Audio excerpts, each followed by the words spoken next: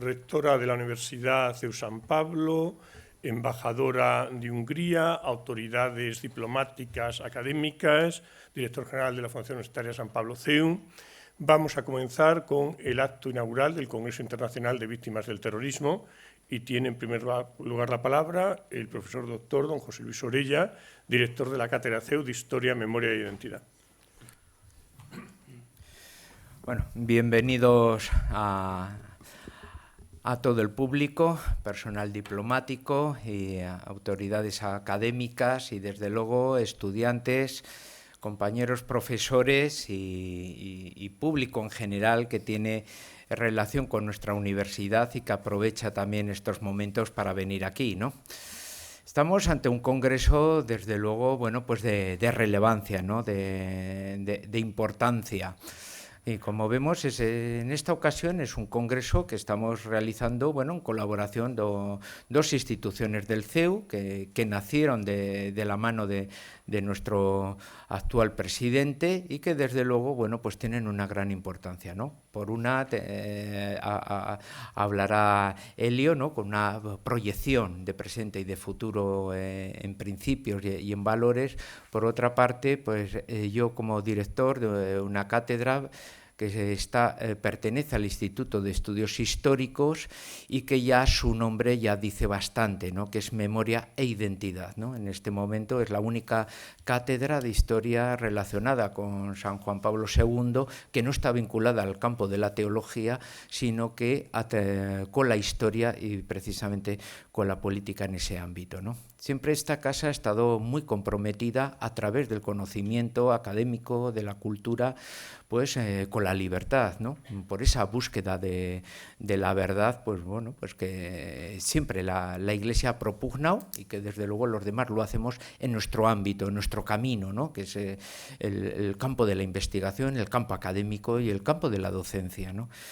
En este aspecto, bueno, pues como digo, hay ese interés por una parte. Por otra parte, también, como ven muchos por los rostros de muchas de las personas internacionales que nos acompañan, porque es un congreso internacional y el primero, esperemos así que haya pues bastantes más que tomen hay nacimiento un poco de pues también en el Parlamento Europeo, bueno, pues van a solicitudes, bueno, pues desde luego de investigar y de aclarar bueno, lo que fueron los totalitarismos en contra de las libertades, en contra del sistema de las democracias. Hay algunos totalitarismos que han sido muy estudiados, que están muy bien analizados, pero otros que incluso, bueno, disponen, incluso, bueno, pues tienen una imagen muy positiva de ello, ¿no? Se necesita aclarar, se necesita dar oportunidad, desde luego, al campo de la ciencia para investigarlos y, sencillamente, bueno, ver y proporcionar respuestas a tantos interrogantes, tantas preguntas,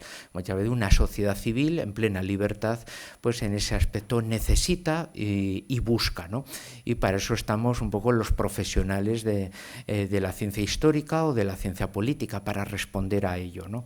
En ese ámbito, haciéndonos eco, ¿no? De lo que en el 2008, a partir de esa declaración de Praga de historiadores, de profesores checos, que luego fueron arropados por el Parlamento Europeo posteriormente, tenemos esa fecha del 23 de agosto de las víctimas del comunismo, bueno, pues han ido surgiendo diferentes instituciones, muchos de los cuales van a tener la oportunidad de conocerlos aquí, ¿no? O sea, van a conocer muchos representantes que van a poder hablar de esas realidades que en concreto muchos españoles podemos desconocer, o de los países bálticos, o de los países centroeuropeos, o incluso del ámbito balcánico. No están todos los países, algunos pueden decir, pues falta el mío. Bueno, no se preocupen, que habrá un segundo, un tercer congreso en el cual todo el mundo irá pasando. Por desgracia, el totalitarismo comunista, que nosotros también lo pudimos sufrir en una mínima parte en nuestra historia, bueno, pues ha dado, desde luego, pues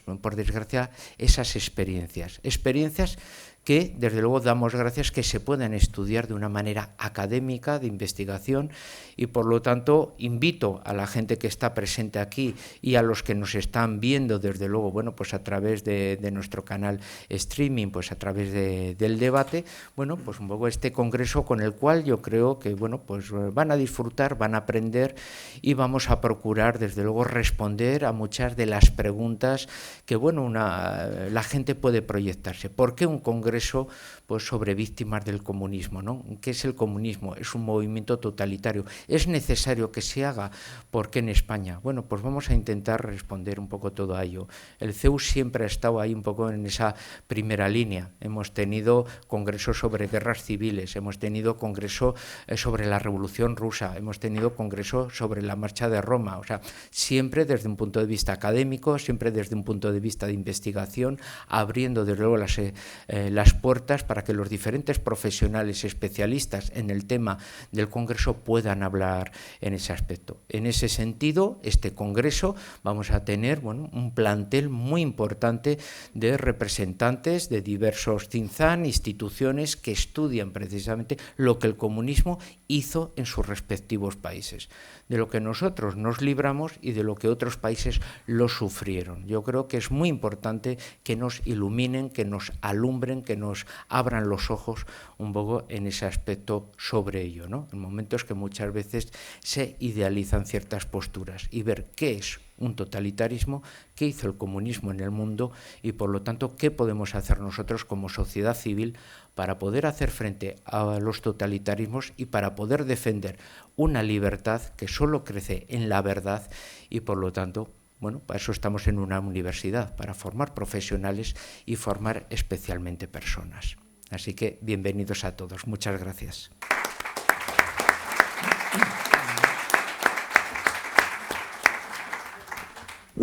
Tiene a continuación la palabra el profesor Alfonso Gallego, director de Cefas.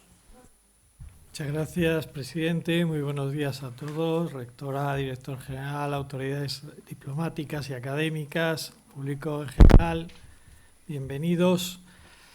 Cuando el pensador ruso Nikolai Berdyaev evocaba un pasaje de una novela de Dostoyevsky en la que un campesino ruso cogía una sagrada hostia y la ponía como objeto de sus disparos, la fusilaba, cuando esto lo leía un lector español, como puedo ser yo, no podía sino evocar una imagen que yo creo que todos los españoles tenemos en la retina, de un pelotón de fusilamiento fusilando al Sagrado Corazón de Jesús en el Cerro de los Ángeles, a pocos kilómetros, unos 20 kilómetros de aquí.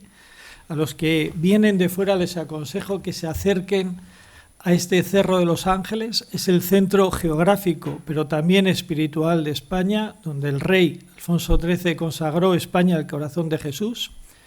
Pues bien, en esa evocación de esa imagen icónica de un pelotón de milicianos fusilando la estatua de Jesús con su Sagrado Corazón, que luego volaron con dinamita, se representaba lo que fue el comunismo en España. Decía el profesor Orella hace un momento que había sido algo mínimo, ya, mínimo pero intenso, porque detrás de esa icónica imagen que todos los españoles tenemos en la retina, se oculta nada menos que el fusilamiento, de la persecución sistemática de la religión en España, del cristianismo, de la fe, que supuso nada menos que la muerte violenta de cerca de 7.000 sacerdotes, religiosos, monjas, junto con 13 obispos.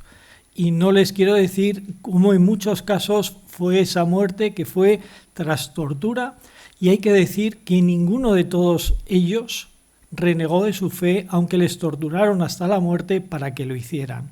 Esto es algo que forma parte de nuestra memoria colectiva y es importante. Lógicamente no me voy a extender porque afortunadamente la profesora Martínez Cicluna y luego en el cierre del Congreso el escritor y periodista Jiménez Los Santos hablarán largo y extendido de lo que fue esa intensísima persecución religiosa. Y tampoco hace falta que les diga que junto con estos 7.000 religiosos, miles, decenas de miles de personas en España fueron asesinadas solo por ser católicos, por una cuestión de fe. Pues bien, es importante hacer memoria, es importante, pero ¿por qué hacer memoria? Seguramente ustedes saben que San Agustín decía que hay 3 potencias del alma: memoria, entendimiento y voluntad. Pues bien, según San Agustín, el entendimiento y la voluntad nacen de la memoria. Lo primero es la memoria, y este es el objetivo de este Congreso: hacer memoria. ¿Solo para hacer memoria? ¿Solo para una mirada retrospectiva? No.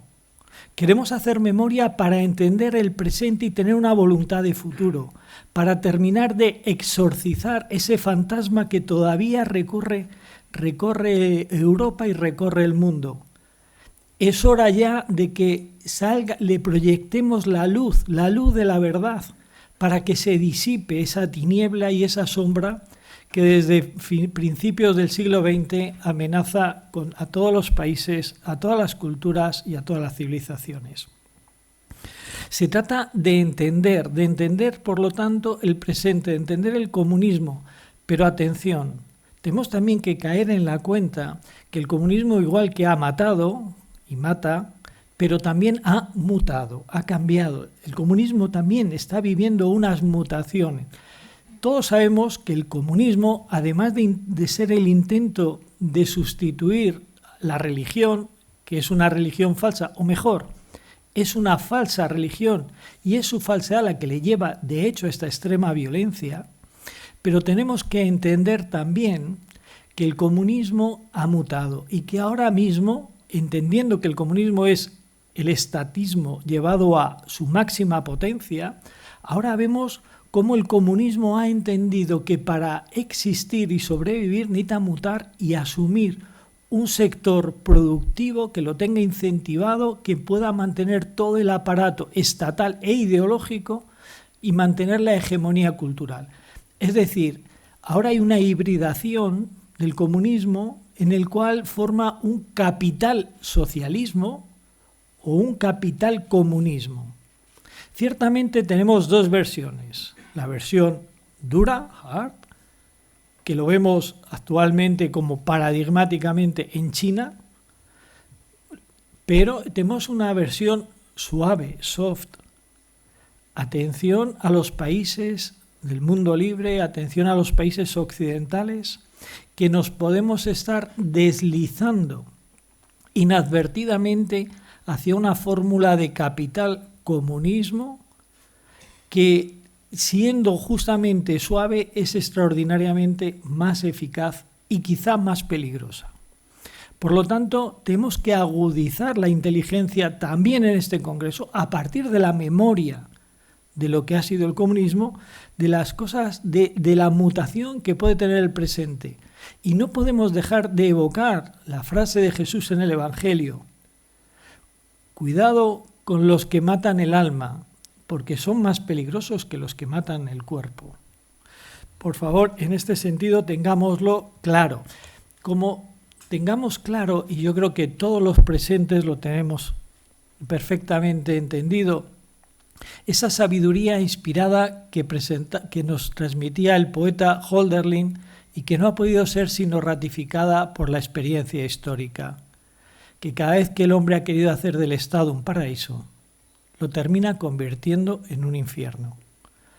Para esto nos hemos reunido, para esto queremos hablar, comunicar, compartir experiencias y sobre todo compartir una inteligencia de lo real en lo presente con una voluntad de lucha y compromiso para el futuro.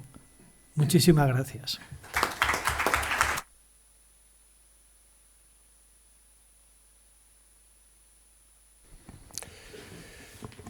Rectora de la Universidad de San Pablo, embajadora de la República Húngara, autoridades académicas y diplomáticas, queridos congresistas y todas las personas que siguen en estos momentos por streaming la inauguración de este congreso.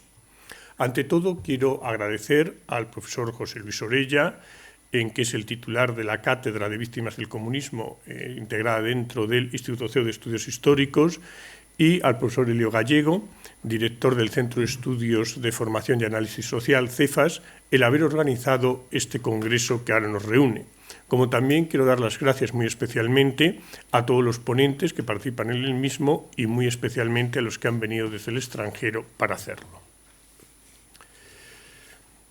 Nadie podía intuirlo en el año 1997, pero la discusión pública que se originó en torno al libro negro del comunismo, publicado por un equipo de historiadores coordinado por el profesor Courtois, fue uno de los núcleos de las guerras culturales que han dado forma a nuestro modo de ver el mundo en el siglo XXI dentro de las sociedades occidentales. Nosotros tuvimos la suerte de poder contar con el profesor Courtois aquí en el año 2017 en el Congreso que celebramos sobre el primer centenario de la Revolución Rusa, congreso en el que no analizamos solo la Revolución Rusa, hablamos un poco de la extensión del comunismo por el mundo y, por ejemplo, pudimos contar también con la presencia de Chun Yang, la autora de Cisnes Salvajes, de este magnífico libro que a veces se considera novela, pero realmente simplemente sus propias memorias sobre lo que fue la Revolución Cultural. Precisamente había venido aquí porque estaba ultimando una biografía de Mao Zedong que se publicó entonces. Pues bien, curiosamente, 22 años después de que se publicara este libro negro del comunismo, en 97, el 19 de septiembre de 2019, el Parlamento Europeo votaba mayoritariamente una resolución sobre la importancia de la memoria histórica europea para el futuro de Europa. Y en esa resolución se dejaba claro que el comunismo fue algo tan devastador como el nazismo o cualquier otro régimen totalitario.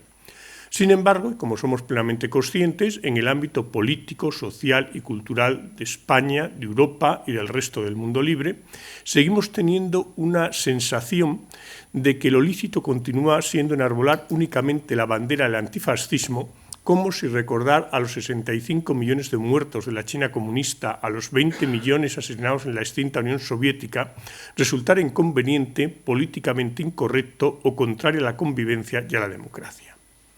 En España, tras las campañas notoriamente parciales del gobierno de José Luis Rodríguez Zapatero primero con la Ley de Memoria Histórica o del actual gobierno con la Ley de Memoria Democrática, creemos muy necesario organizar este tipo de encuentros internacionales que respeten la memoria y la dignidad de las víctimas del marxismo-leninismo y de la extrema izquierda en general.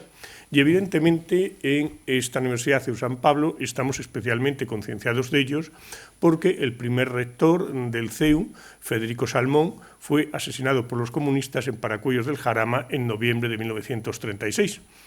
No es, eso sí, el primer miembro de la Asociación Católica de Propagandistas asesinado. El primero lo fue Marcelino Oreja en la Revolución de octubre del 34, pero es que Marcelino Oreja Elósegui no fue asesinado por los comunistas, sino por los socialistas, por militantes del Partido Socialista Obrero Español salidos de la casa del pueblo de Mondragón para asesinarle.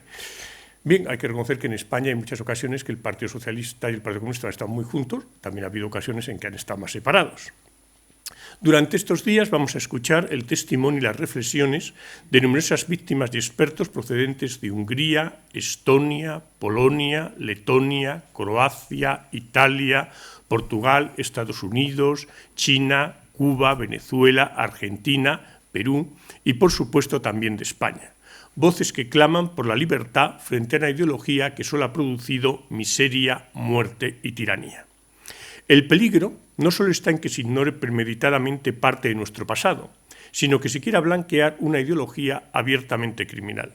Por paradójico que resulte, y a pesar de su demostrado fracaso, el comunismo hoy sigue teniendo un predicamento difícil de explicar.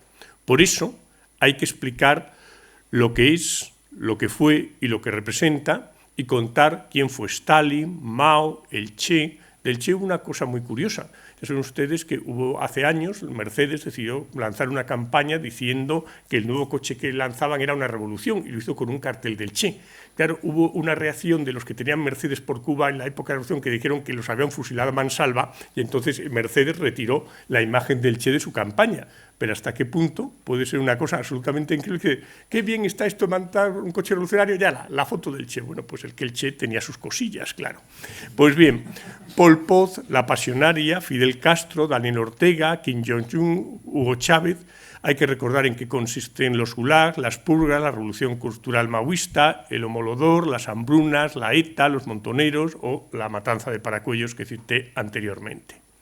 Decía Sócrates que la injusticia es un vicio del alma. No caigamos en el error de doblegarnos ante un proyecto ideológico contrario a la naturaleza humana y a la libertad, el cual somete minuciosamente la vida de cada persona a los designios y las decisiones arbitrarias de un Estado, incapaz de preservar los derechos más elementales de sus ciudadanos. Como nos decía Juan Pablo II, que conoció de primera mano la opresión nazi y la opresión comunista en su Polonia natal, solamente la libertad que se somete a la verdad conduce a la persona humana a su verdadero bien. Vayamos, pues, por el camino del bien, de la verdad y de la libertad. Muchísimas gracias.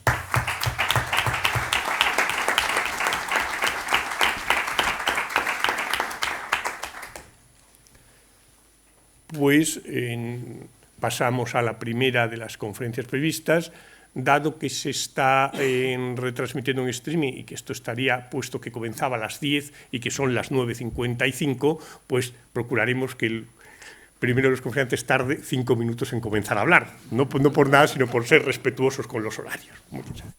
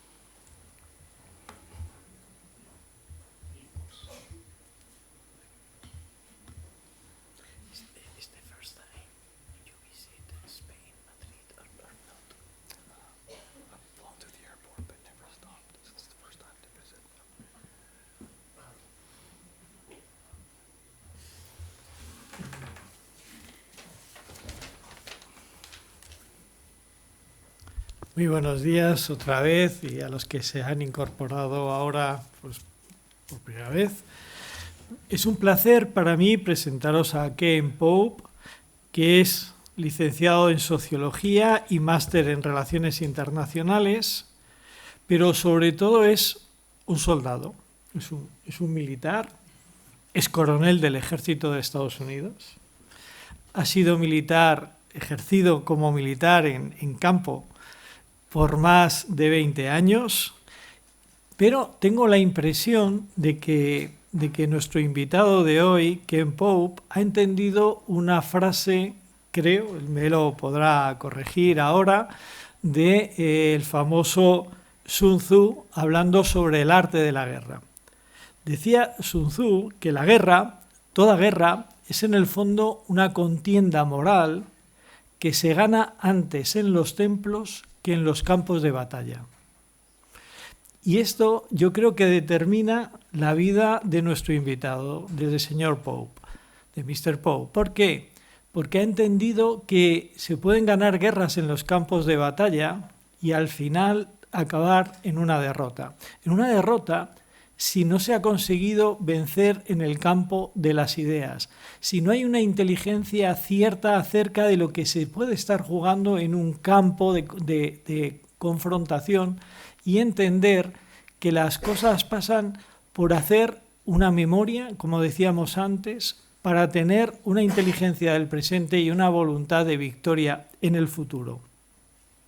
Y es lo que le ha llevado a dirigir, a ser el CEO, el director ejecutivo de una fundación que lleva por nombre Fundación para la Memoria de las Víctimas del Comunismo. Por lo tanto, siempre esta memoria, pero que no se queda en algo retrospectivo, sino que tiene una voluntad de futuro.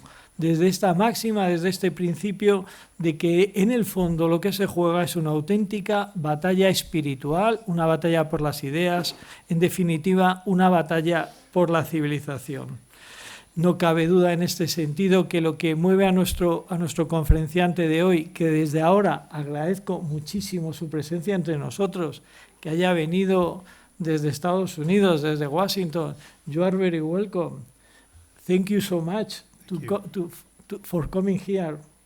Y en nuestra Universidad San Pablo CEU, pues como decía, es una labor de memoria, es una labor pedagógica, es una labor de tomar conciencia de que lo que está en juego junto a millones de vidas humanas es nada menos que cosas tan inapreciables, que dan sentido y dignidad a la vida, como pueden ser la libertad y la verdad.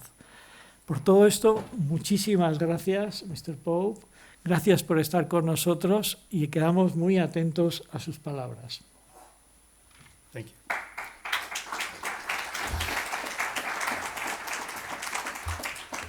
Thank you again for the very kind introduction and also for the invitation to come to speak to such an important topic, but also to a group of important colleagues who are also, with my foundation, the Victims of Communism Memorial Foundation, to stand against communism in all its forms.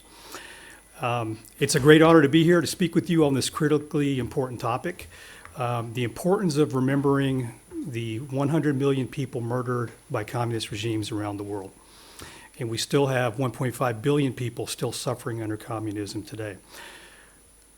So why is it important to remember about the history and legacy of communism? Are we doomed to repeat history if we don't teach and discuss it and caution against it? I think I would passionately argue, yes, we are. If we do not teach the legacy, the true history of this very, very toxic, deadly ideology, we are in fact doomed to repeat it. We tend to be very arrogant, I think, in the West, and also specifically in my country, America, where we think we have the ability to take a flawed system that has been tried all around the world and failed everywhere it's been tried, but make it work wherever we are. I think that is a dangerous understanding of this topic. We have to remember what was promised. We were promised a perfect utopia, according to Marx and also to Lenin.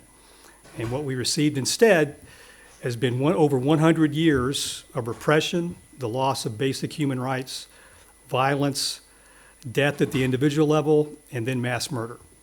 So my answer again is yes, what we're doing here in our organizations, but also here today at this conference, is remembering and countering and hopefully eradicating this ideology that is spread around the world. And what I see now is many people seemingly willing to embrace this ideology again today, as some of my colleagues mentioned as they started the presentation this morning. So that's why it's important to remember, and it's important to understand why we need to remember, because we no longer teach this. We no longer teach it in our schools, sadly. So why does our work matter? We did a survey, my foundation, back in 2020. We're going to do it again this year. But what we found is roughly 1/3 of our young people, potentially the groups characterized as Generation Z and the millennials, have a favorable view of Marxism, about 1/3 of them. Even more frightening is roughly 20% of them view communism as a fairer system than capitalism.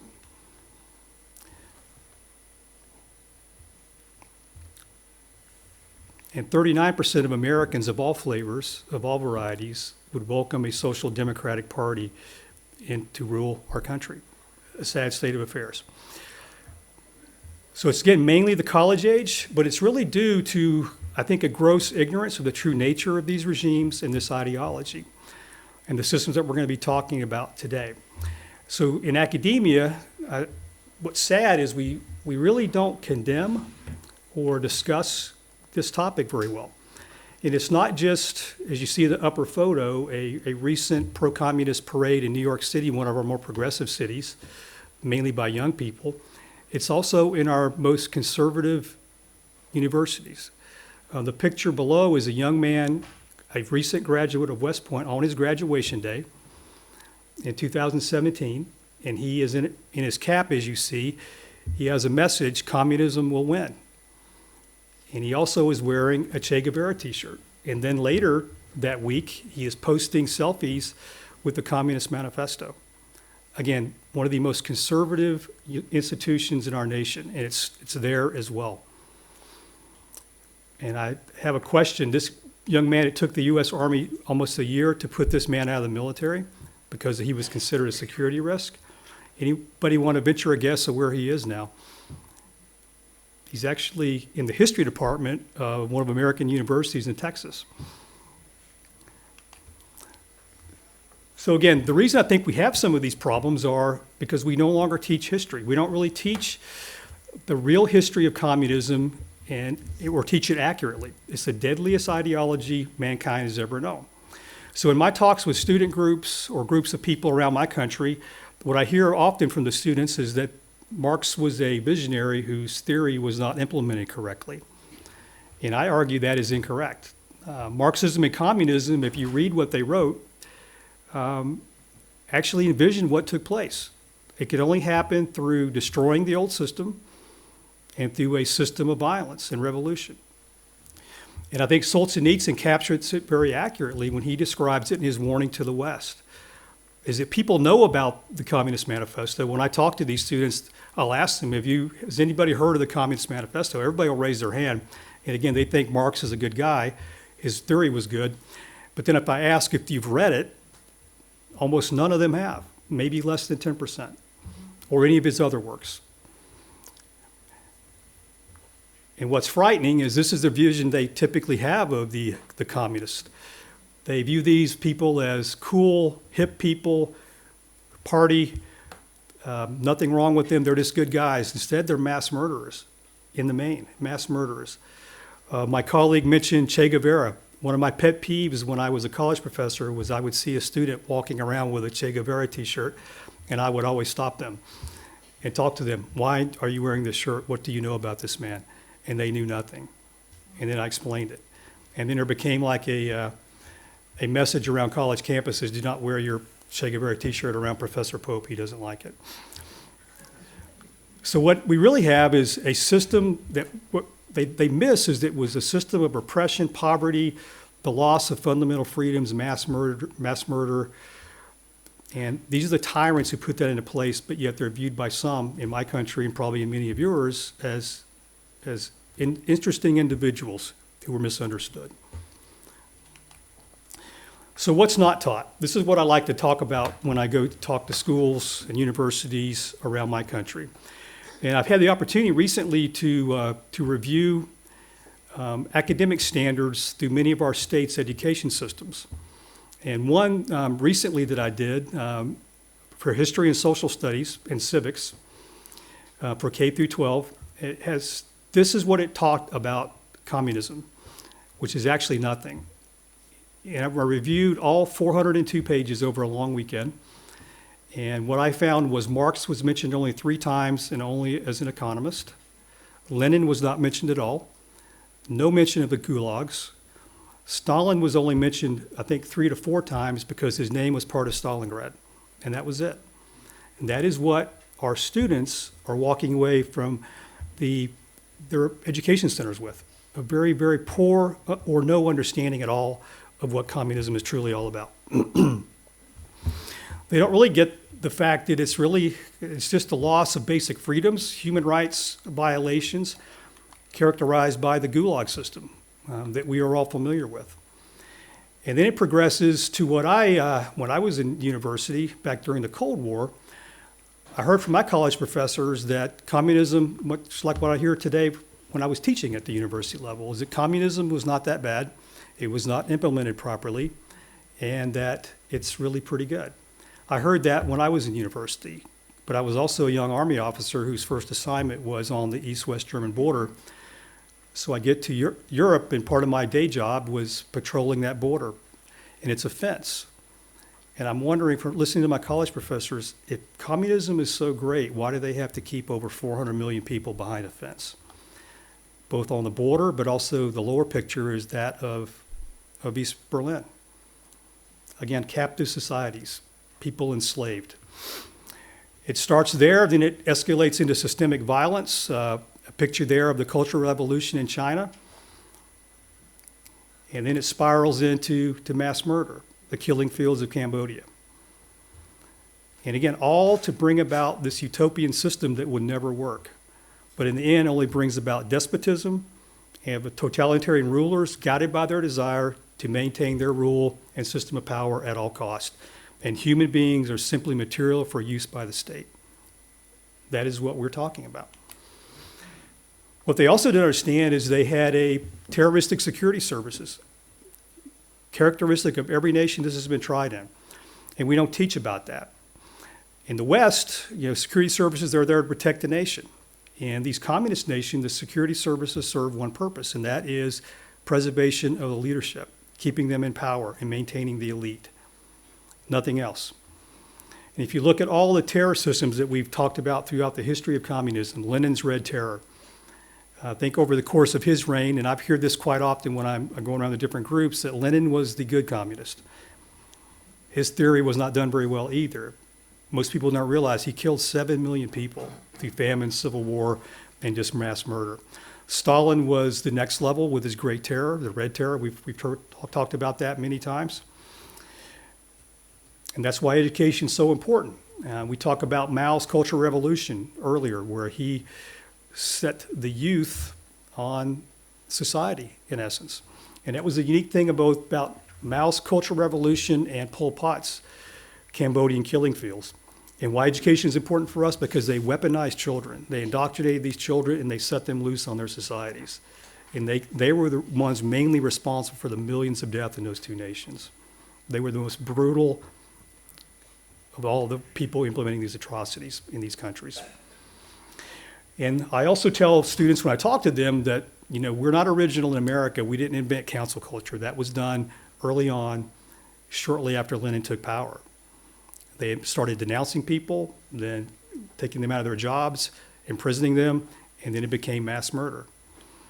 And I tell these people that if you think it's good to cancel people today, why do you think that's good? And everybody will tell me it's because, well, I'm on the side that's canceling. That's really good, right? I'm safe.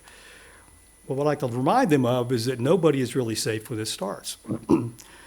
Because if you go back to 1934 in the Soviet 17th Party Congress, the top 2,000 communist members thought they were safe too, the guys who came along with Lenin and Stalin. In that year alone, they executed half of that group. The inner circle, the Central Committee members, 70% of the 139 people were executed. So again, once this starts, no one is ever safe. And that's the message we need to get to our students and to our young people. They also were not aware of the famine that is also characteristic of all these nations as we see them. They don't understand what happened under these systems. So you have a communist ruler regime will come into power in the capital city and will take this famine and collectivization as the example. And you can apply it to any number of things when you see government trying to force something down the people's throats. As if the people have been farming, these farmers have been feeding their families, their villages, their towns, their cities, their nations for millennia. And then the communists take over, and they know better. And they're going to control and dictate and tell the farmers, you know what, guys, you've been doing this all wrong. Let us show you how to do it right. And what happens as a result? You have Lenin has a famine, 5 million dead. Stalin engineers a famine, the Holodomor, the picture you see up on the upper right, where he kills anywhere between 6 and 10 million people in Ukraine and Kazakhstan or the Kuban in Soviet Russia. And then Mao takes it to a whole new level. And the lower picture you see is Mao dictated that the farmers, instead of farming, are now going to smelt iron for me because I want to go industrial. And he pulls the farmers away from their real jobs. They start doing this, and as a result, they have a famine. 43 million people, up to 43 million people dead. So we're talking about these huge numbers. It's really very difficult for people to kind of put their mind around, understand. So how do you really characterize what this system looks like? How do you comprehend the number 100 million people? And the best way I could come up with was I took a map of my country as I go around talking to students, and I found that this map kind of spells it out a little bit better. If you take all the states of the United States, roughly the western half of the United States, based on 2022 population data for our country, that is what it looks like. That's what 100 million people dead looks like. Every man, woman, and child murdered, starved to death, or abused, or worked to death. That's what that number looks like. Again, violently, unjustly murdered by design, or just gross incompetence by the system. And as you look at these regimes responsible, this is the kind of the breakout by country. China obviously is the number one. At 65 million people dead. We all, I think, have recognized we've all suffered personal loss in our lives. We've had a family member or a friend pass away. But imagine what that feels like if it is your government that has done that to you and your family. How that must feel. If you look at Cambodia, 2 million people dead, 25% of the population. We'll talk about some of the people in my organization, but we have a lady who serves as one of our witnesses. She survived the killing fields. Half of her family was murdered. She was raped. She was abused. She was 13 years old when she went into the camps. If we think about the remaining communist nations today, China is obviously the most prolific killer, but also the most prolific abuser of its own population and different groups within its population. So 1.4 billion people under communism. And think about what we know about China today. The abuse of their population, the Uyghur genocide that they have going on now. Death by organ harvesting. They recently ended, I think it was 2016, their one-child policy, where up until that point they had compelled 400 million abortions. And I have my research team looking into this one now. We had one of our researchers find on this topic, is that China is the only country on the planet where if you have enough money, you can schedule your organ transplant. So think about what that means, the ramifications of that. And the rest of the world, you have to wait until you find a match. They find one for you. Probably not voluntarily. And people ask me, says, what do we do about China? Well, I think a lot of what we do is, what do we do now? We support them because we buy their products. And we have businesses that are complicit with them and ignore their crimes. And I think that's almost unpardonable to me. So that is why we must remember, but also help our nations understand. Remembering is good, but we have to educate, because right now I think that we have a huge lack of education on this topic in a lot of the nations around the world. So what are we doing? What's my foundation that I'm privileged to lead doing now? So let me just discuss a few things. So first, who we are. Our history, we have been around since 1993 by unanimous act of Congress, voted into law, to recognize the over 100 million victims of communism. So we first built a monument that was inaugurated back in 2007 by former President Bush. And at that time, we also recognized the need that we really need a museum that can cover all the victims of communism all around the world. And I'm proud to say that we opened our doors for that museum last year in June. And we look forward to having all of you come visit us when you have a chance. Okay, who we are. BOC is an educational, research, and human rights nonprofit, and again, devoted to honoring those 100 million victims killed by communist regimes around the world, and also working to free those still being oppressed, again, mainly in China.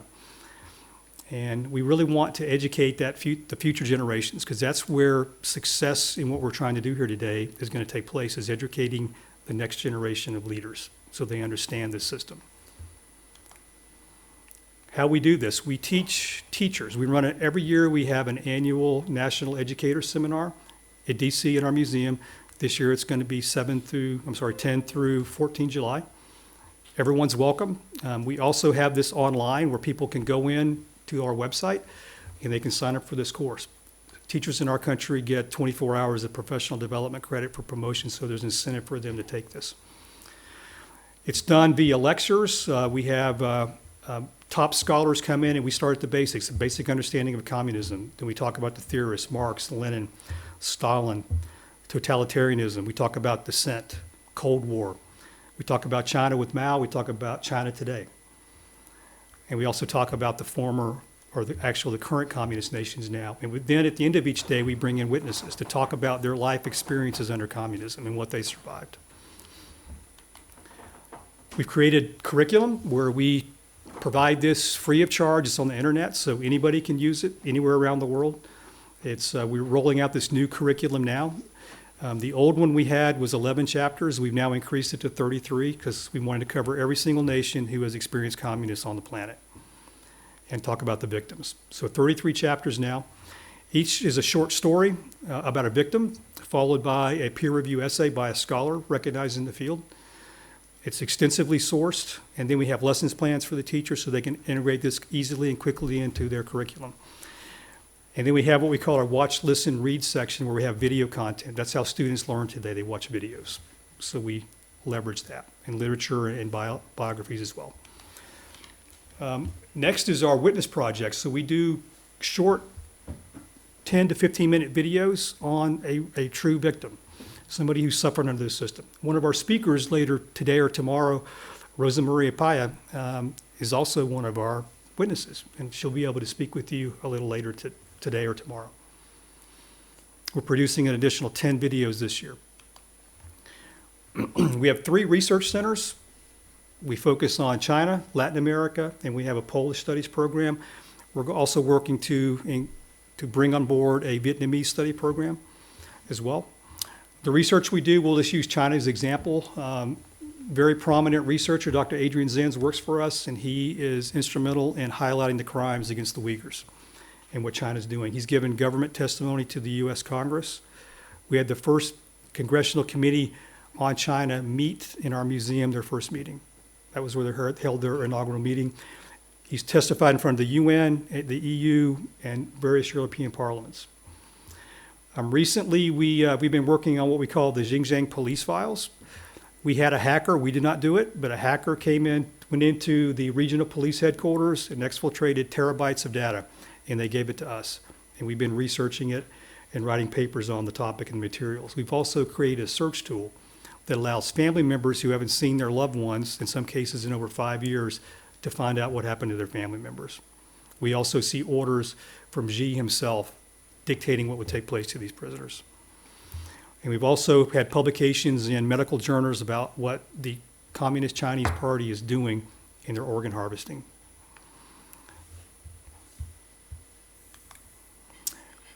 And finally, the key component of our education is our new museum. That's a big tool that we have for us. It's 4 galleries. Throughout the museum, visitors learn about the scope of communism from the very beginning, from the theorist Marx all the way up to communist China today. It's the same system no matter where it's been tried. We kind of highlight that throughout the piece. We talk about totalitarian state control, torture, execution, false imprisonment, religious oppression, forced labor camps, man-made famine, the police, and the oppressive police state. All regimes built on the same model.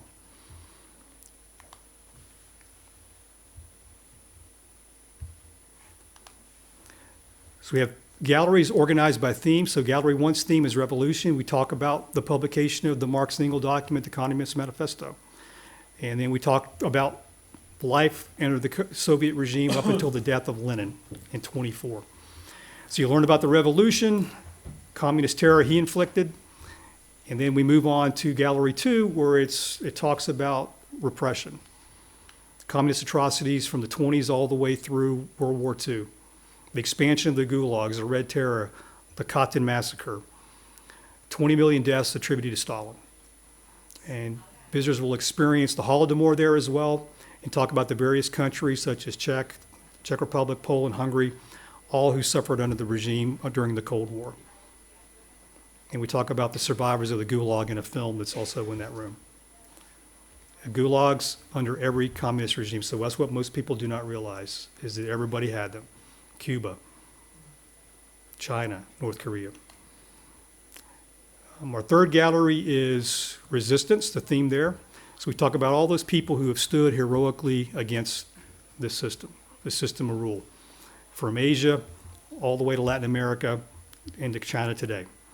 It's hands-on. We have a game that people can play where they choose a person. They follow that person through his or her series of very difficult questions and choices they had to make. And then at the end, we tell them the real name of the person and show their true story. As they leave Gallery 3, we talk about the Remember Us section. And that's over 250 victims of communism and their stories. They represent all those who have been persecuted, repressed, or killed by these regimes. True heroes, dissidents, freedom fighters, writers, scholars, artists, clergy members, and politicians. In the last gallery is our temporary gallery space. Our first exhibit that we had there was the Tiananmen Square exhibit. And after the Chinese communists shut down Hong Kong and closed the Hong Kong Museum, we had in that gallery space the largest exhibition on the Tiananmen Square massacre anywhere in the world. We currently have a Cuba exhibit up on the Cuban prison system. And on the 24th of May, we're going to transition to a Václav Havel exhibit as well. And also, for all your organizations or museums or foundations, we offer this exhibit space free of charge. So if you'd like to create an exhibit in our museum is located 2 blocks from the White House, a main tourist area, so your exhibit would be seen by a lot of people if you want to put it up. So please contact me after this and we can discuss it. We also have the Nikolai Getman collection, a man who served 8 years in a Soviet gulag. We have all 53 of his paintings, and it depicts what life was like in the gulag system and the reason he went there. He was part of a small group of friends who were art students, and one of the guys in the group drew a very unflattering picture of Stalin on a cigarette paper, and he was sentenced to 8 years in the gulag because of that. And his work is, I would view it as the counterpart to Solzhenitsyn's Gulag Archipelago. It's the visual version of that. And I will conclude with this. So why does our work matter again? Again, it goes back to education and what we teach, either through museums that we all have in Europe, our museum back in DC, or education programs or conferences like this one. It matters and why it matters. And I think Hannah Arendt really captured it well.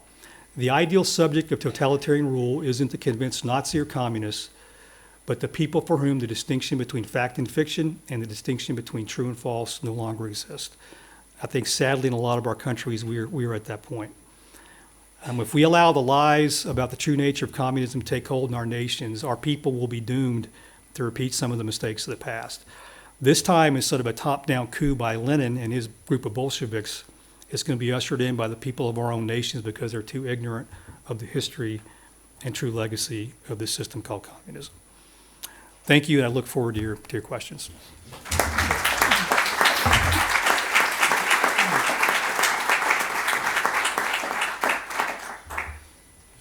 La organización, si he previsto una posibilidad de preguntas o no. Sí. Que sí. Pues tiene la opción por parte del público para preguntar a nuestro invitado, Ken Poe, acerca de todo lo que ha ido contando.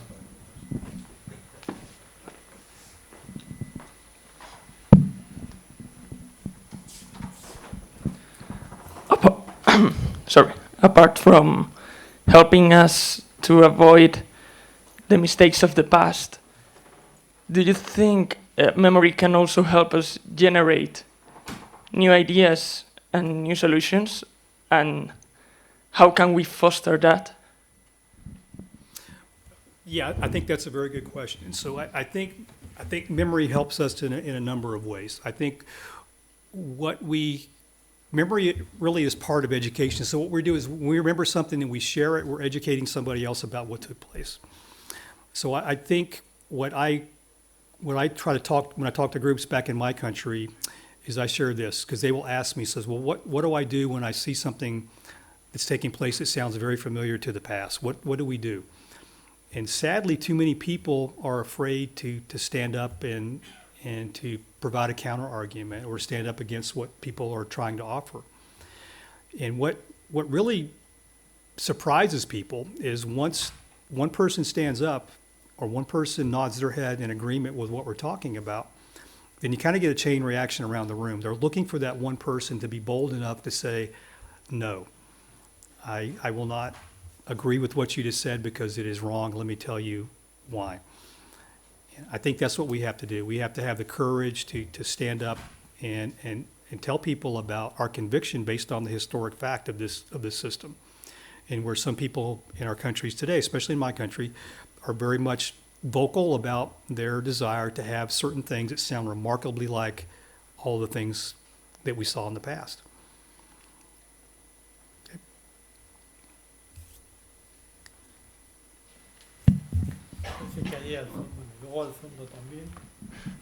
Professor Pope, I'm Francisco Tudela, former Foreign Minister of Peru.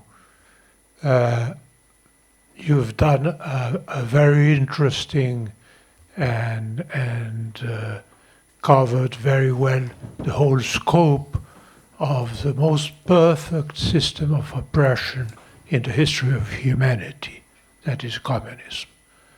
Now, what's your point of view about this new international, new communist international in Latin America, and it has ramifications in Spain, called Socialism of the 21st Century, and the Sao Paulo Forum and the Group of Puebla.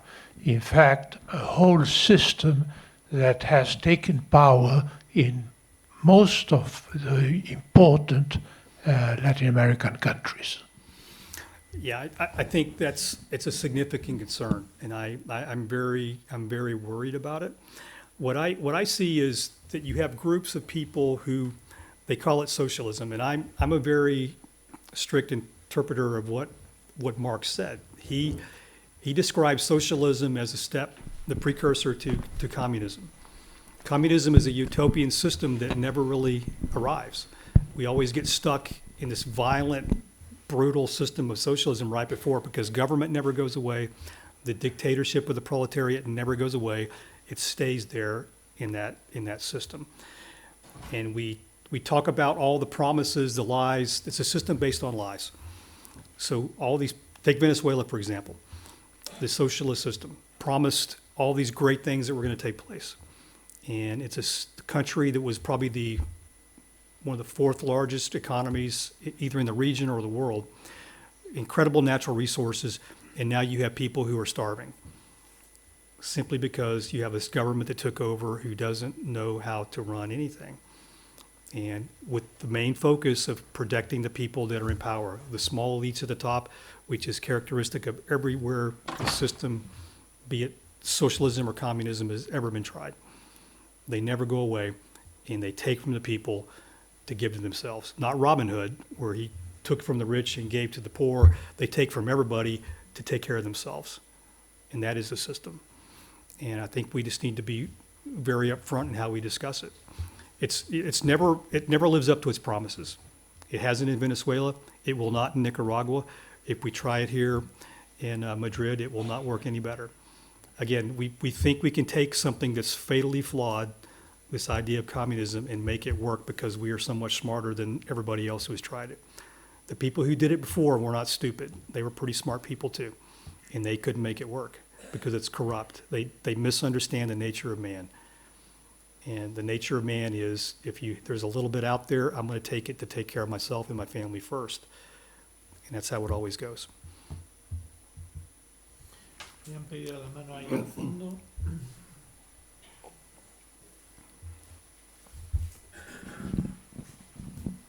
Linking up with the first question that we have I think it's really important to remember as historian and a Western people to study more like the Asian history, focus like on the recent period, because, for example, we are so knowledgeable in terms of Second World War in the Western Front, for example, but we know little about, for example, China's front and how that's developed the Second World War, and it's really important as well.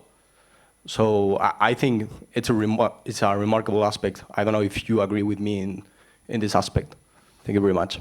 Okay, thank you. No, I agree. I think, again, my point with my discussion is especially in my country for whatever reason, we do not teach history well. We go up to World War II, and we do little after that. We don't talk about the Cold War. That K through 12 curriculum that I described, no discussion on the Cold War. My very first semester teaching at the university level, like the second weekend of the semester, I think I started a conversation on the Cold War, and I'm looking at the students and I'm getting these blank stares back. They have no idea what I'm talking about. I asked them, was the Iron Curtain just a metaphor or was it a real physical barrier? 95 to 98% said, oh, it was just a metaphor. No idea that we actually had a fence dividing Europe because we don't understand and we don't teach our history. And it's frightening how little our people know. So when they hear these things that sound great, socialism, communism, going to give me all this free stuff. I'll get free healthcare, free food, free whatever. All these free stuff becomes very expensive at the cost of our lives eventually and our freedoms. And that's what we miss.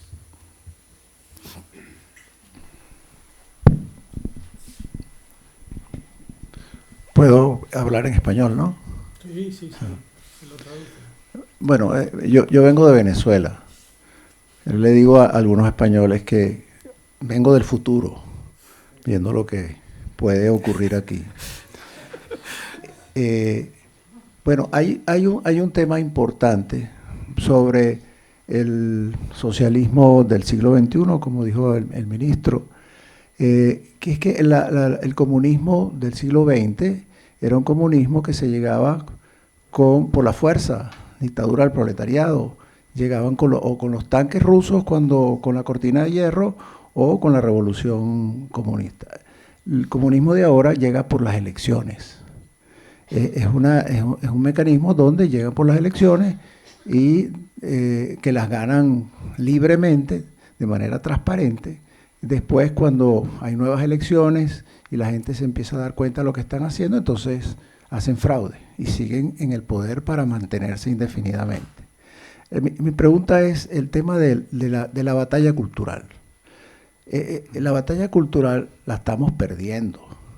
En América Latina hay 4 millones de venezolanos que le dicen a los distintos latinoamericanos lo que sucede en Venezuela. Y sin embargo, votan por un sistema similar. Hay un tema cultural que no es solamente el educativo, es mucho más amplio, que está haciendo que la sociedad latinoamericana, y lo vemos también en los Estados Unidos, 44% de los americanos creen que el socialismo es algo bueno, positivo. O sea, hay un tema cultural que no tiene nada que ver con el comunismo del siglo XX, que es lo que está haciendo que el comunismo crezca en el mundo de una manera dramática.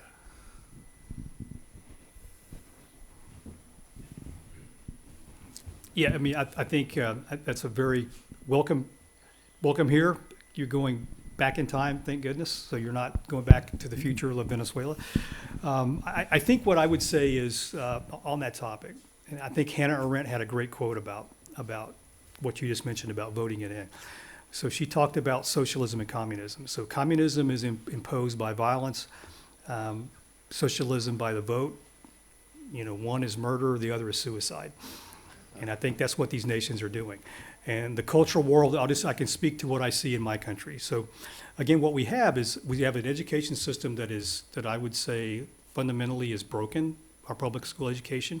So you create a generation of young people who don't understand history. So they don't understand how this system called communism or socialism is introduced in the countries, and then what happens afterwards. All they ever get is the upfront piece. It's free stuff. My Che Guevara t-shirt looks really cool. I'm going to wear it wherever I go because I don't know what this guy probably killed 1,000 people personally did. They don't understand, and they don't understand the ramifications. So I have a couple colleagues that work for me from Venezuela. A friend of mine, I'll tell his story briefly, David Smolansky. I call him a 4-time loser, not as an insult. His family, Smolansky is not a Venezuelan name. He was born, his ancestors came from the Soviet Union. During the Bolshevik Revolution, his family owned a timber business. It was nationalized, taken away, his family was exiled. They were exiled to, guess where? Cuba. They became successful again there. Then Castro came in, they had a cotton mill they ran and owned. Then they were evicted from Cuba, and they went to Venezuela. And David, my friend, became a mayor in a suburb of Caracas, stood against the government, Maduro, Chavez, and was hunted and had to walk to the United States, basically. Escaped, got to Colombia, and then made his way to the U.S., where he works with us now. So David and I often speak together, and I always tell people that I'm very much afraid that David's in my country now because his family seems to bring communism wherever he goes. But it's just the story. So he makes a compelling argument, and I think that's the key piece is I can talk academically about communism all day long to young people, and they can argue the points. But when David or one of my Cambodian friends gets up and says, this is what really happened to me, they can't argue with that. And it opens their eyes, and they see the story, and they feel what this family and what these people went through. And that's the way we get into, the education piece and start educating this future generations of leaders, because they're going to become the government of the future. And if we're indoctrinating now to be socialist and communist, then we should not expect a government differently when they take over the reins of power. So that's our challenge. Thank you. I am Aram Mate from Hungary. With my colleague sitting over there, we contributed to this museum, so I'm very happy to see it Thank you very much. merchandised, if I can say that.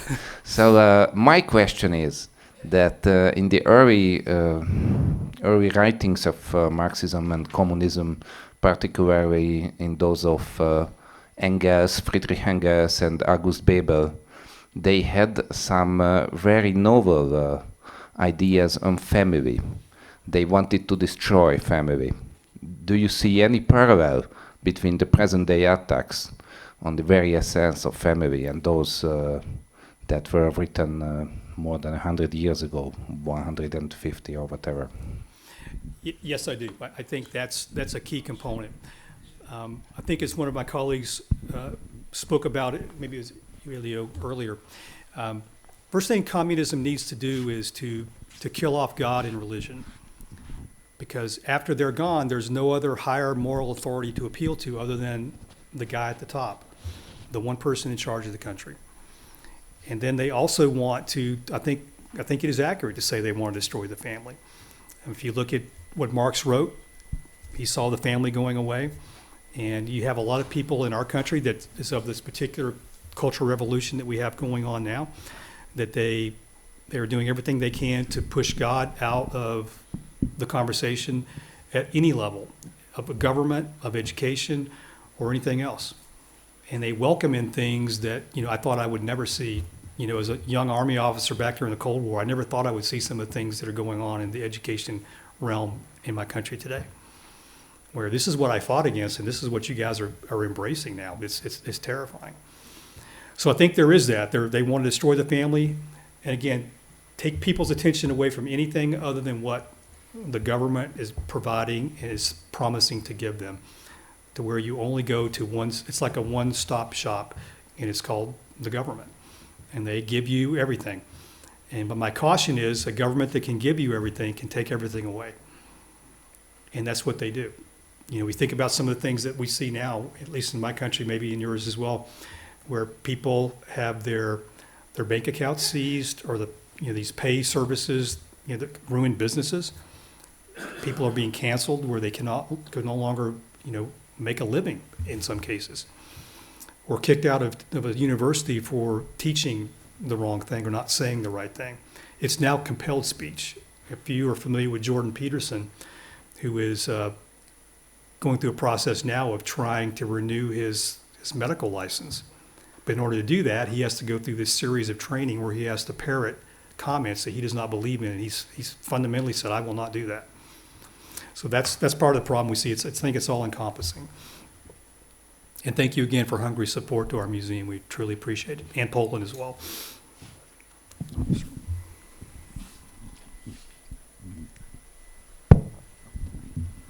I was interested in how you deal with the responsibility of the intellectuals and the thinkers, philosophers, artists, people involved in cultural industries in your museum, how you deal with that historically.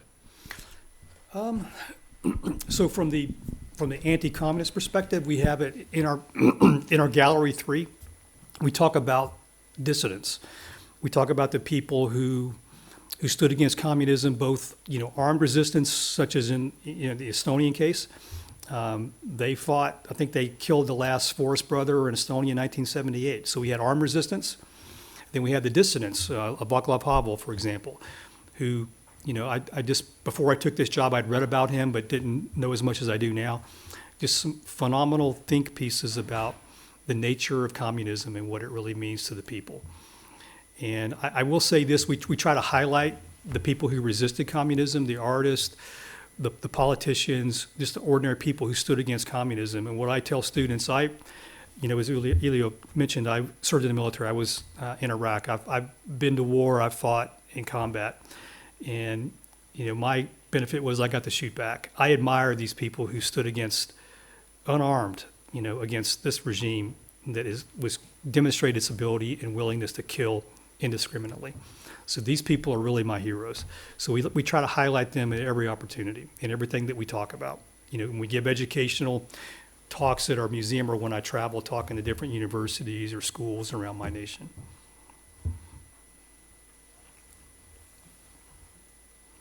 Ahí había una mano, ¿no? Levantada.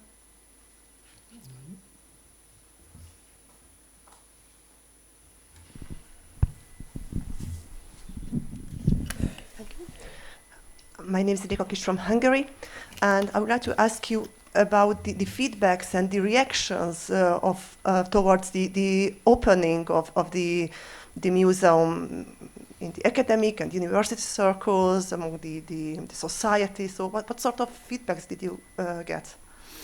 Okay, I think I'll take it at the individual level first. So we have a lot of people coming through. So you can go online. It's free to exhibit or free to come into any aspect of the museum. So citizens or people from our country will walk in and they tour it, and most of them are really dumbfounded. They don't really, especially the younger people, they don't understand that this actually took place. They think it's just a bad movie, that it can't really be true. At the international level, what's very interesting, especially during the Tiananmen Square exhibit, is we have a lot of Chinese citizens would come through, and they would go up to the Tiananmen Square exhibit, and almost to a person, their first response was, we never heard of this. They had never heard of this in their country because China controls the information so tightly. We have a lot of media who have done tours and written articles about our museum, so I think it's generally been very, very good press. Obviously, you have some of the socialist, communist, little fringe outfits who. One gentleman in particular was very funny that clearly he had never been in our museum, but yet he wrote a review about the museum. So those we just typically ignore. But I think it's been very positive. We've had a lot of people come and visit us. We have a lot of groups. Surprisingly, I was thinking it would be more young school, like our middle school to high school students coming through. But surprisingly, it's been in the main university students, university classes coming in. And we've and we give, when they come in for a visit, we'll give them a lecture about communism. and then we'll give them the tour of the museum so they can see the gallery, so they're informed as they go through and listen to it. So I think it's very positive. We're getting a lot of traffic through our museum. We want a lot more, and we're just welcome again for any of you who'd like to come and visit us or put a temporary exhibit in our museum. We would love to have that. Y una mano allí, y luego al fondo del todo. Bueno, luego la siguiente. In line with has been said, I think that a huge problem in today's society is that people don't care about history, and in general, anything that is not behind the immediate. They don't look at the transcendence of things. People don't want to ask the questions that really matter. Obviously, they have not been educated to ask about this question either. How to get, move, and reach the consciousness of students, one question, and the other, how to make them see the risk, and the third, do you have positive experience in this sense in your foundation? Could you share them? Thank you. Okay, so I'll take the one about reaching the students and how do you communicate with them in a way that resonates. So I think at least for our students, our young people, what resonates best is a story, a compelling story. And I think that is done best by people who've actually lived the communist experience. So a David Smolansky or a Channy Lao, my friend from Cambodia, when they come in and talk about what happened to them and their families, it's inspiring. And I think the students see that I was promised one thing, or told that this is going to be a great system. If it's so great, why did David's family lose everything several different times? Why is he in my country now? Or why, if it's such a good system, did the government of Cambodia murder 25% of its own population? And then I start to ask them some things about how do you think about thinking critically, which is, I think, a problem for our young people and our society at large anymore, is we seem to take things at face value. Somebody will tell me, well, socialism will give me free healthcare, free food, free everything. Okay, what's not to like? But how does that really work? How do you they don't ask the next question. So how do we implement that? At what cost? What is it going to cost me to do that? What is it going to cost my society to do that? When everything is given to somebody, you take away the willingness to do work. And as the communists, there's a big saying in the former communist nations that they pretend to pay us, we pretend to work. So your society and your economy begins to crumble. So it doesn't work. And we just need to figure out a way to talk to students that way, that number one, gives them a good story to understand it's true, that talks to them about the questions they should be asking when somebody promises you something that sounds really too good to be true. If somebody's going to promise you a free car, but the fine print at the end of that is you owe me 20 years of labor where I tell you to work for the rest of that 20-year period, no excuses, enforced by law. If they read the fine print and read the history of the system, it will be just like that. And they're getting something that they're advocating for something and wanting something they really don't understand. And that's our job, is to teach them what they're really signing up for. Buenos días, Michel Suárez, periodista cubano. En su opinión, existen diversos tipos de comunismo. ¿Cómo clasificaría el de Cuba, que ha mutado varias veces, incluyendo relaciones con la dictadura militar argentina, que era evidentemente de derechas, pero se pusieron de acuerdo en Naciones Unidas en un determinado momento cuando era conveniente? Primero con la Unión Soviética, luego con Venezuela, relaciones magníficas con Arabia Saudí, que son regímenes donde se practica todo lo contrario de lo que en teoría el comunismo propugna. Es un régimen que para sobrevivir ha mutado varias veces. ¿Cómo clasificaría usted ese comunismo dentro de las diferentes tipologías que puede haber? Gracias.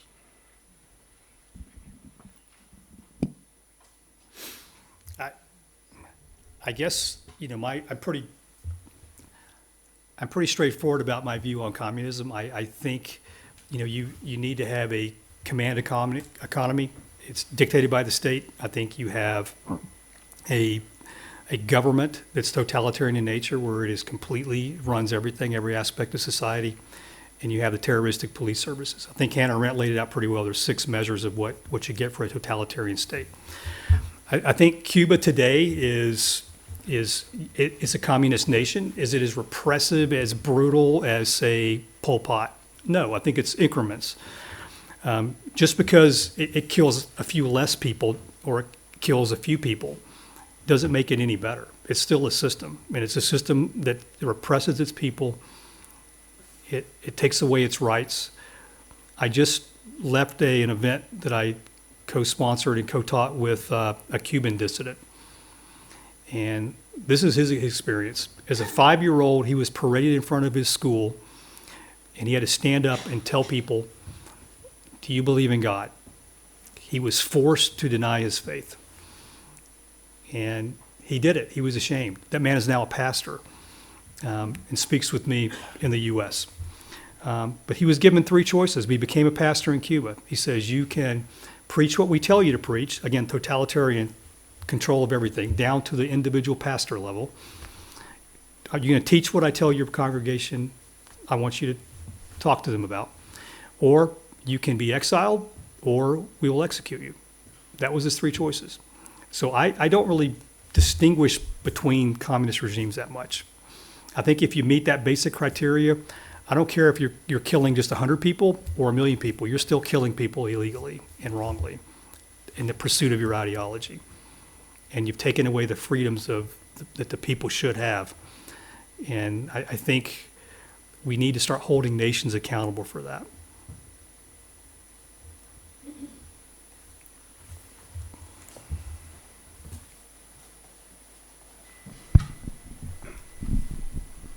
Thank you.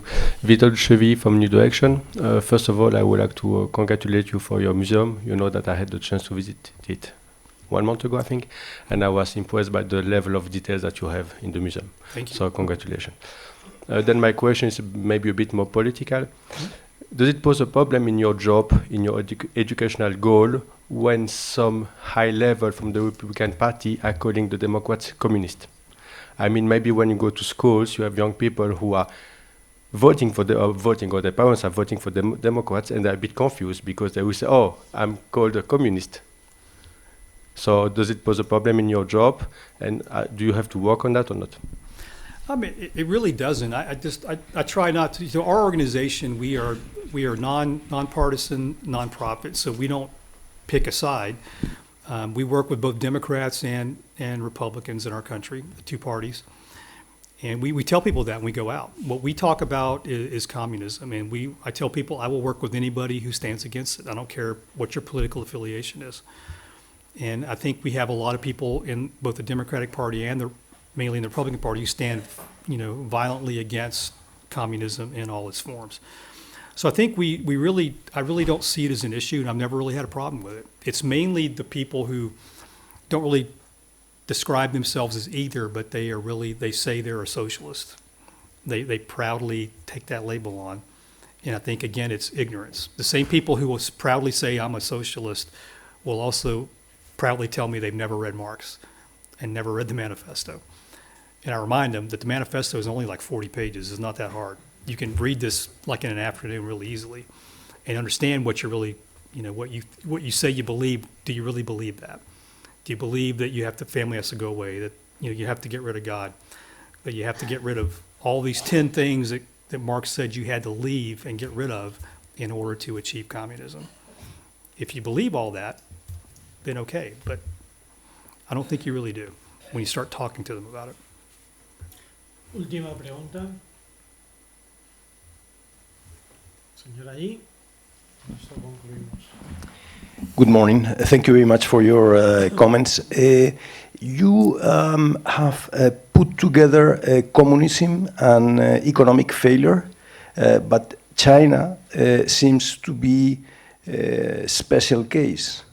Also, in that sense, China could lead the rest of the world, the rest of the communists, that in themselves they are failed countries, but you know that together with China, they pose a big risk to democracy and liberalism in the world.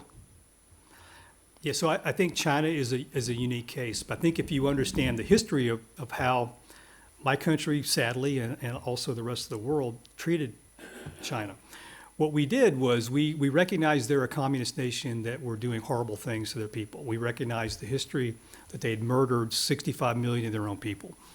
But yet we decided to let them in all the economic clubs.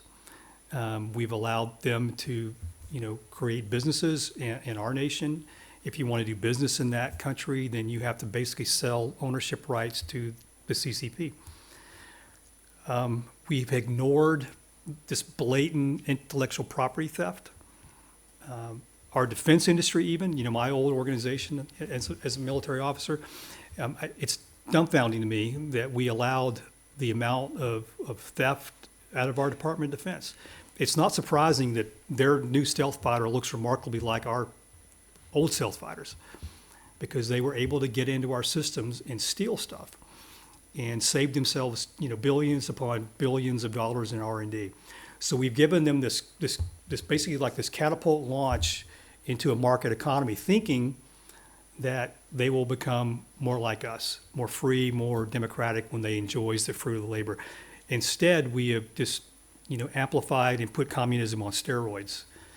And they have created a complete police state that Lenin and Stalin could only dream about having the type of control over their people as Chinese government does now. And it's infiltrating into all levels, and they're showing their true nature now. Thank you for your answer. Just have two comments. Recently, in the press, we have two very dangerous news. The first one is all the fentanyl importation into the U.S., which is killing U.S. society, U.S. youth. And China is responsible for that, clearly. They are exporting into the U.S. the raw materials. And the second news is the fact that even in New York, in Chinatown, there was a Chinese police station. Terrible news. Huh? Yes, just I know briefly we got to close this, but I think, the fentanyl thing is serious. I mean, that they kill more people, and I'll say it, Chinese government sending that in, along with the Mexican drug cartels, they're killing 100,000 U.S. citizens a year. That's almost twice what we lost in Vietnam a year. And our government, for whatever reason, seems to be asleep at the wheel on that topic. And also to the allowing these things, these police stations to pop up both in our country and around the world. Luckily, we caught that one, but I'm sure there's more out there. There's a whole Confucius Institute at the university system that was just the same thing. They were exfiltrating, terabytes of data, research engineering products to China.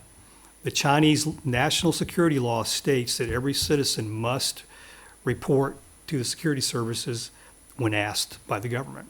So any of those people that are back in our country, you have to assume they fall under that law like anybody else, and they could be somebody who's exfiltrating the data back.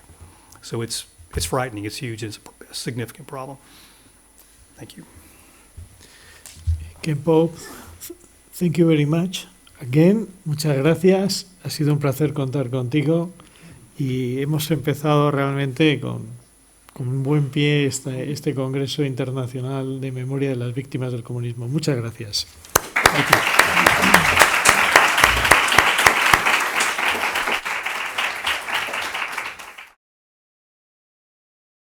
Vamos a tener dos líneas de introducción únicamente. Hemos hablado en la conferencia inicial de los aspectos que quizás son más conocidos y más desgarradores del comunismo como ideología y del comunismo como práctica política. Sin embargo, tendemos a circunscribir la dimensión de la destrucción que el comunismo ha infligido a los países donde ha alcanzado el poder o donde ha tratado de alcanzarlo, a los aspectos de los campos, el gulag, se ha hablado, las fosas comunes, Sin embargo, hay otros aspectos, hay otros daños que el comunismo ha infligido a lo largo de la historia y que han padecido en carne propia las sociedades y los pueblos de los 3 países a los que me voy a referir en esta mesa, que vamos a tratar en esta mesa, que son respectivamente Hungría, Estonia y Letonia. Le voy a dar en primer lugar la palabra a Dorotea Baccioni, que como les decía antes, con el micrófono apagado, es historiadora del Museo de la Casa del Terror de Hungría. Después le voy a dar la palabra a Melis Maripú, que es miembro de la Junta Directiva del Instituto de Memoria Histórica de Estonia, y vamos a terminar con Argita Tautse, que es doctora en Historia por la Universidad de Letonia y ex embajadora de Letonia en España. Les he pedido a los ponentes que hablen aproximadamente 15-20 minutos cada uno, de tal manera que después nos quede un tiempo de cierta generosidad para poder entrar en las preguntas, haciendo honor a mi fama en la Universidad CEU San Pablo, que tiene la generosidad de acogerme. Por preguntas se entiende algo que necesita una respuesta. Por lo tanto, cuando lleguemos al momento de preguntas, yo rogaré amablemente que sean preguntas, interrogaciones y no tanto intervenciones paralelas. Sin más, voy a darle la palabra a Dorotea Baccioni, historiadora del Museo de la Casa del Terror de Hungría. The floor is yours. Thank you. First of all, thank you very much for the invitation. It is an honor to be here. If we look at the big picture, we can say that the anti-communist revolutions of Central and Eastern Europe in 1989-1990 can be considered as a huge success stories. Within a few years, the dictatorial states ruled by communist parties and dependent on the Soviet Union were replaced by independent multi-party systems. Socialist planned economies were replaced by social market economies. Censorship was replaced by free press and free speech. Leaving the Warsaw Pact and the CMEA behind them, the Visegrad countries set themselves the goal of joining NATO and the European Community. Within an unprecedentedly short time of a mere few years, a new world was born on the eastern side of the former Iron Curtain. Real revolutionary changes had occurred. All those huge changes took place in most countries without bloodshed, without armed clashes or civil wars. It is a rare case by historical comparison. Meanwhile, casting a closer glance at the events, the challenges necessarily accompanying such substantial changes within such a short time also became clear very soon. The transition was far from being easy. It took us a long time to progressively refine the frameworks set up during the regime change. The new world that had been created required adaptation efforts from Hungarian society in a great many aspects. The rules of capitalist economy, the contradictions of the process of privatization, or the anomalies of the replacement of one elite by another are also part of the history of the regime change, along with the huge successes achieved. But the key issue, however, was to openly confront the past decades and draw a moral dividing line between the communist dictatorship and the democratic world. In order to process the last decades and to regain our self-confidence and self-esteem, we had to see clearly. We had to figure out our new national narrative and a national perspective of what happened to us in the last decades. Without that, it would have been impossible to move forward, and in my contribution today, I intend to shed light on some and by no means all aspects of this effort to confront our past. There was no way to avoid the question, what should be done with the communist past? How shall we mourn our losses? What attitude to adopt vis-à-vis the favorable measures and achievements of the previous regime which gained popularity among our society in the 70s and 80s? What should we do with those citizens who used to be the bulwarks and the puppet masters of the previous regime? Whom should we consider responsible for the past? We had lived for decades under a regime we did not want and which had been imposed onto us, but whose personnel, the collaborationists, came from our own society. The whole society had naturally had to adapt to the regime and had to find ways to survive these years. But in itself, it of course didn't mean collaboration. However, the dividing line between cooperation and collaboration is often blurred. How can we be equitable while satisfying society's desire of justice? What should be done if a culprit is also a victim?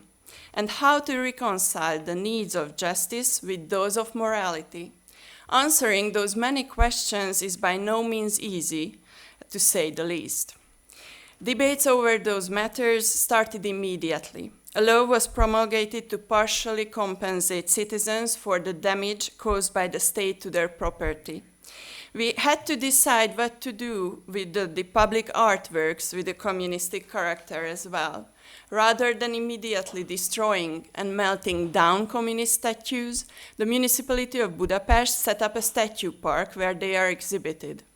Meanwhile, the ambivalent feelings about the regime change, which are still palpable in our days, have been to a great extent fueled by the fact that historical justice was not served and culprits were not called to account.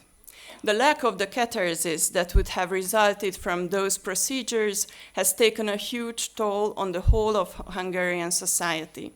As a former liberal politician said, criticizing the stance of his own political party, as the guilty were not called to account, the crimes against humanity committed in the name of communism could be smoothed out into anecdotic memories, unlike the Nazi crimes, which are rightly seen with horror throughout the world.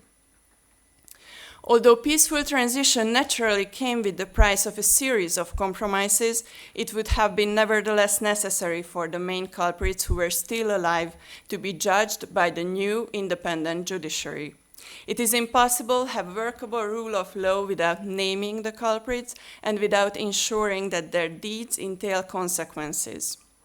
Obviously, as I have already mentioned, the question of where to draw a line between cooperation and collaboration is a very sensitive and complex issue. But there were some prominent communist politicians whose guiltiness in committing crimes in Hungary in the 50s, the deepest and darkest period of communist terror, were unquestionable, and they were still alive. The former leader of the communist political police, Gábor Péter, for example, lived until 1993, just as András Hegedűs, the prime minister who signed the document asking Soviet troops to intervene in the course of the revolution of 1956. By putting a few individuals on the dock, it would have been the whole communist regime to be trialed and sentenced. But due to the resistance of the left-wing political and intellectual elite and the decision of the Supreme Court, we missed our chance. And there are certain matters in life that can only be solved at a given time. And once that moment is missed, it will never come back. The first democratically elected conservative government made a few attempts at that. The most important one was a bill passed by Parliament on November 4, 1991, declaring the statute of limitations inapplicable for the gravest crimes that the previous regime had refused to prosecute for political reasons. Those crimes to be now prosecuted only included murders, tortures, and the grave cases of high treason. As the legislation put it, the new parliament is led by a spirit of justice and legality rather than of revenge and retribution. Correspondingly, the sanctions to be imposed could have been subject to unlimited mitigation, including amnesty. Legislator meant thus to open the possibility to bring to court the perpetrators of the greatest crimes committed in the early 1950s and during the retributions after 1956. The law was very much opposed by liberal political parties, but it was finally scrapped by the Constitutional Court presided by László Sólyom, the would-be president of the Republic, on the basis of legal continuity and legal stability. The judges argued that retroactively suspending the statute of limitations was incompatible with rule of law norms, therefore the country had to seek other ways of serving historical justice. In other terms, legal continuity was considered more important than historical justice. Finally, in late October 1993, Parliament found a solution based on the 1968 New York Convention, excluding the statute of limitations for war crimes and crimes against humanity, an international agreement ratified by Hungary as well, on which basis several firing squad trials could be staged. During the 1956 revolution and during the reprisals in its wake, firing squads shot salvos into crowds of demonstrators, which resulted in a series of massacres of peaceful citizens. The first sentence in those trials was pronounced on January 16, 1997 by the Supreme Court. A few members of an armed unit were sentenced to jail. The sentence also stated, and this is the most important part, that the prosecutor had not initiated legal proceedings against the political and military leaders responsible for the bloodshed in 1956. Instead, ordinary soldiers were brought to court. The judge who authored the sentence also stated later in an interview that the retribution of the crimes of the 50s would have also been possible, but such an initiative was cut short. Torturing, illegally executing, and deporting people remained unpunished, arguing that those events happened in peacetime, not during a war. Erstwhile political police officers died nicely, peacefully in their beds. End of the quote. The issue of historical justice was brought into the focus of public life again in the 2010. A video documentary aroused broad interest towards the person of Béla Biscu, who as Minister of Interior and a member of the top party leadership was one of the main people responsible for the reprisals in the wake of the 1956 revolution. The criminal procedure against him lasted for several years and showed the many anomalies of the operations of the prosecution and the courts. Despite the fact that this case could have been had a symbolic importance, it did not bring relief to society. Béla Biscu died in 2016 before the proceedings being brought to completion. All in all, the failure of serving legal historical justice prevented society from experiencing the kind of relief that would have been so needed for moving forward. And in this context, it is worthwhile to recall the year 2002, when the House of Terror Museum was inaugurated, with its representation of our immediate past, just after a little over a decade after the fall of the Berlin Wall.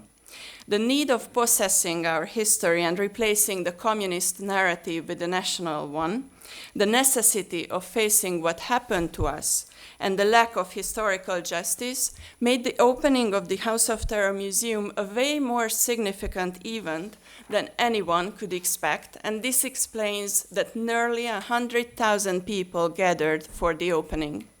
Before elaborating on the concept of the museum, I would like to show you a 1-minute video about the museum to have an impression of that.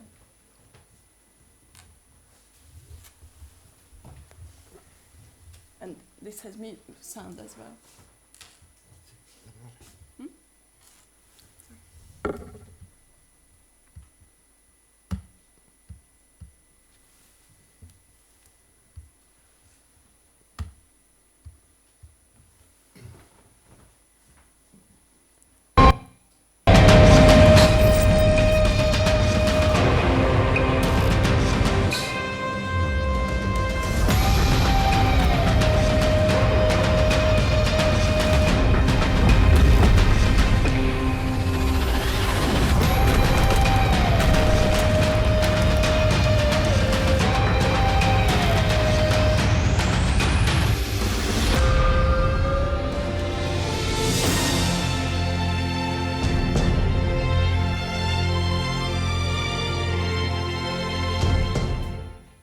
The quote that you see in the end of this clip says, "Instead of retort, redemption, revenge, there is a museum." It was said by Prime Minister Viktor Orbán at the inauguration of the museum in 2002. The museum's mission is to present the two totalitarian dictatorships that defined the fate of Hungary in the second half of the 20th century and remembering its victims. And by doing so, the museum significantly contributed to the process of mourning our victims and processing our traumas together. And apart from the historical exhibition itself, the symbolic nature of the building makes it a site of national remembrance as well. As you could see, that function of the museum is marked by the layout of its facade as well. The building is surrounded by a black frame, isolating it from its environment and drawing the attention of the passers-by. The building is a symbol itself, as it was the ritual site of the two types of terror. First, it was the headquarters of the pro-Nazi Arrow Cross Party, and then it served, by no coincidence, for many years as the central building of the communist political police.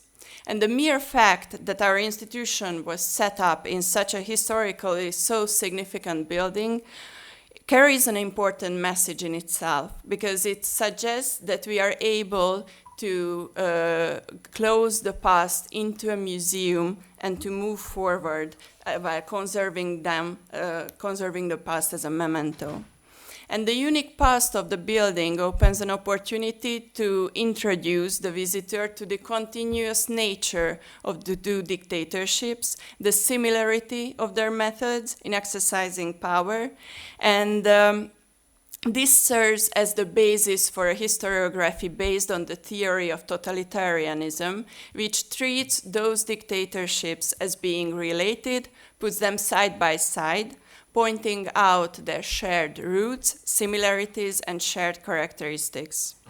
The creator of the historical concept of the museum was the founding director, Professor Maria Schmidt. And when dealing with the communist past, there are some cornerstones that we have to settle, such as the fact of the Soviet occupation, the presence of the Soviet troops in the territory of Hungary until 1991, the priority of the interests of Moscow instead of national ones, and we have to make clear that the system itself was a one-party communist dictatorship without freedom of expression or freedom of press. But at the same time, within this framework, we have to use the layered approach.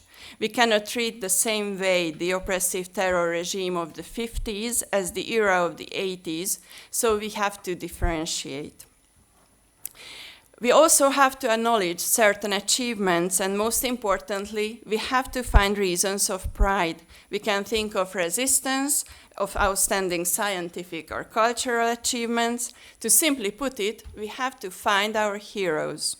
And the real novelty of the House of Terror Museum was a new frame, challenging the narrative reflecting the outlook of the victors of World War II, one representing events from a national viewpoint. And giving a new narrative, as I have mentioned, was crucial, especially because the interpretation of the past had been also monopolized under communism. And we have to articulate the truth of those who were silenced. The exhibition, covering 3 floors, is framed by 2 dates, the starting point being March 19, 1944, when Hungary lost its sovereignty as a result of Nazi occupation, while the closing date being 19th of June 1991, when, with the last Soviet soldier having left its territory, Hungary regained its sovereignty and independence. And going through the last hall representing the withdrawal of Soviet troops and the symbolic events of the regime change, visitors may leave with a sense of relief justified by the images indicating the present era, a democratic and free country.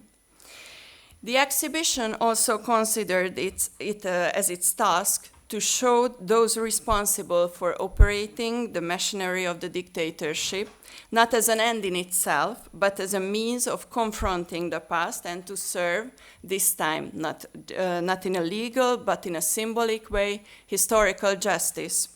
As philosopher András Lánci put it, the institution was against relativization. It is no coincidence that the wall of the perpetrators ending the tour of the exhibition was the most debated and controversial part of the exhibition at the time of the opening. Because for the first time, the public was confronted with the names and the photos of those responsible for the two dictatorships. That symbolizes the need to draw a sharp dividing line between perpetrators and victims, while also expressing the museum's determination to reject the widespread idea of collective responsibility. Responsibility is individual and is not transferable. The museum is a never-again institute. We want the visitors to evaluate how precious democracy and independence and constitutional state is compared to the world of dictatorships. And we want them also to understand crucial notions such as victims, perpetrators, and heroes. And our goal was to emotionally involve our visitors, and they emphasized, the creators of the museum emphasized the importance of this emotional attachment as the initiator of an intellectual openness. Therefore, the House of Terror Museum tried to trigger catharsis in the visitors, and it is, since the opening, has welcomed more than 6 million visitors. In my short presentation, I tried to illuminate why and how the opening of a historical museum can mean a real social release, why did it get unprecedented attention, and how can it serve as a communal psychotherapy.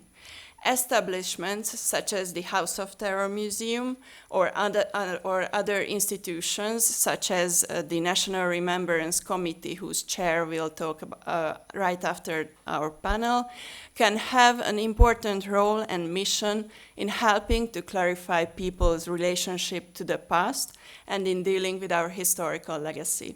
Thank you for your attention.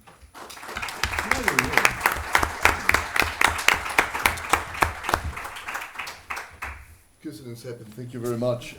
Ya estoy aquí con los idiomas. Muchísimas gracias. Vamos a pasar a nuestro siguiente participante, que, como les decía antes, es Meelis Maripuu, miembro de la Junta Directiva del Instituto de Memoria Histórica de Estonia. I think you'll need your presentation, right? It's okay. Okay, great.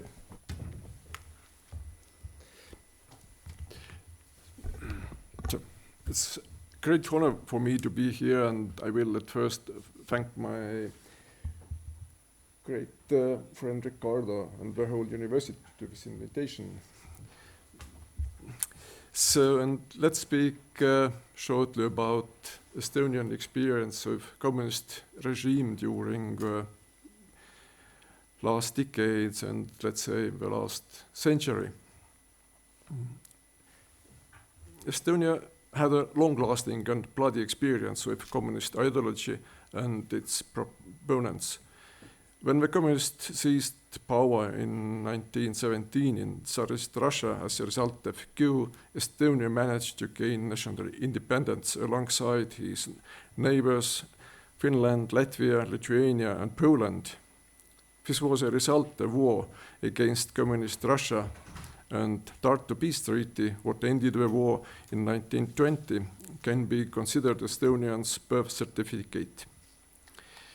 Peace did not last long. Already in 1942, communists from Russia attempted another coup in Estonia, but it failed.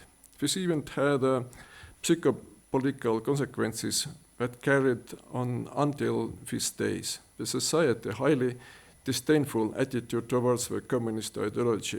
Although Estonia was a democratic republic during this time, the activity of the Communist Party was banned in the country. Few active communists were arrested and sentenced to life imprisonment. Communist Party remained illegal in Estonia until the Soviet Union occupied Estonia in 1940 during the Second World War. And Estonia regained independence only in 1991, and since then, no communist party has existed, nor are necessary preconditions for its emergence in a foreseeable future. During World War II, Estonia was first occupied and then annexed by the Soviet Union from 1940 until 1941.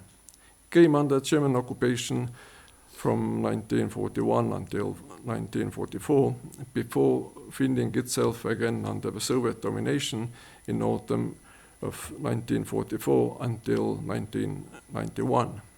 During the Second World War, Estonia lost approximately 20% of its population, of slightly over 1 million pre-war population, but also casualties, either killed or fallen in battles, political prisoners, people deported to the Soviet Union, or those who fled the Red Army as it approached Estonian territories in 1944. The Red Terror of 1940-41. I think it's not working. Maybe. Don't worry.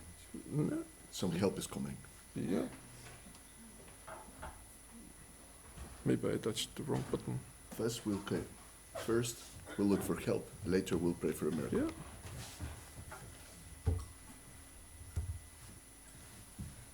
There we go. It's okay. Thank you. The Red Terror of 1940-41 left a deep emotional trauma. With a possible incorporation of Estonia into the Soviet Union complete, the Soviet authorities set about securing the new regime from internal threats, both real and imagined. What it meant in practice was eliminating anyone who in any way represented Estonian independence and the legitimate Estonian state. Roughly 10,000 were arrested in Estonia in the first year of Soviet rule, of whom only a few hundred survived. This early wave of terror was concerned effort of destroy of national elite and has been planned in advance by the Soviet intelligence and security apparatus. The victims were mainly the former figures of authority, including politicians, police and army officers, public service people and public administrators. Survival rates among these categories of victims were very low.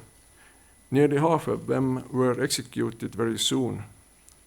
Those who were not were instead sent to gulag camps deep inside Siberia and northern Russia. Chronic malnutrition combined with slave labor work killed most of these victims. 14th of June 1941 is recorded in the nation's memory as a burning event. The Soviet occupying regime committed its first act of genocide against the Estonian people. The next 10,000 people were taken from Estonia to Russia in cattle cars in 1941. The secret decision by the Soviet government determined categories of the people who were to be deported. The families of Estonian elite became its first victims, including 2,578 children. The second deportation from Western Estonian islands followed in July. Most of the heads of families were subsequently murdered or died in forced labor camps. Thousands of their family members died during the forced resettlement due to illnesses and starvation in inhuman conditions. The same operation also took place in Latvia, Lithuania, and former Bessarabia. In the eyes of Estonian people, this act of genocide largely overshadowed the German authorities' crimes that followed. Moreover, the Germans' deliberated propaganda further contributed to the Estonians' grief and desire for retribution. After the retreat of Germans from Estonia in 1944, until 1953, some 60,000 people fell victim to the Soviet political terror. Approximately 35,000 were arrested on political charge, most of whom were sent to Gulag. More than 20,000 were deported in 1949. For Estonia, the forced migration or deportations were not ethnic cleansing in the precise meaning of the term, because the deportees were selected on a class basis or because they service to the Estonian state. Escaping to the West in 1944 was not seen as ethnic cleansing either. One must remember that the considerable part of the migrants were rank-and-file members of the German armed forces Estonian units. Following Joseph Stalin's death in the second half of the 50s, most of Gulag prisons who managed to survive and deportees were allowed to return to Estonia, but they were seen as second-class citizens until the collapse of the Soviet Union. After Estonia regained independence in 1991, maintaining the memory of the victims of communist regime has been an important part of a self-identity of Estonian people, as well as having a significant place in national ceremonies. On 23rd of August 1939, Germany and Soviet Union signed the so-called Hitler-Stalin Pact, which included a secret protocol what divided Europe into spheres of influence between two regimes and was enabled to unleash the Second World War. In 23rd of August has been formally designated by the 2009 resolution of the European Parliament as Day of Remembrance for the victims of communism and Nazism. Unfortunately, as of today, only 13 European member states have considered its national commemoration necessary.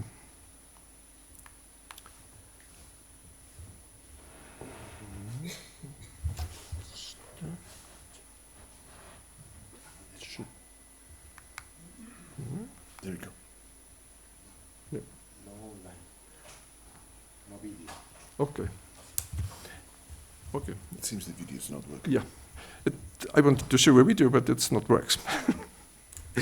So, in this unfortunate situation, our government has decided to establish the International Memorial Museum of Victims of Communism to draw attention to the victims of communist regime around the world. The museum will be located in a former Battery prison building in our capital, Tallinn. A temporary exhibition was opened there for 3 years, and new up-to-date museum is scheduled to open in 2025. The video was about Battery prison building. Hopefully you can find it also in some place in internet. But next pictures.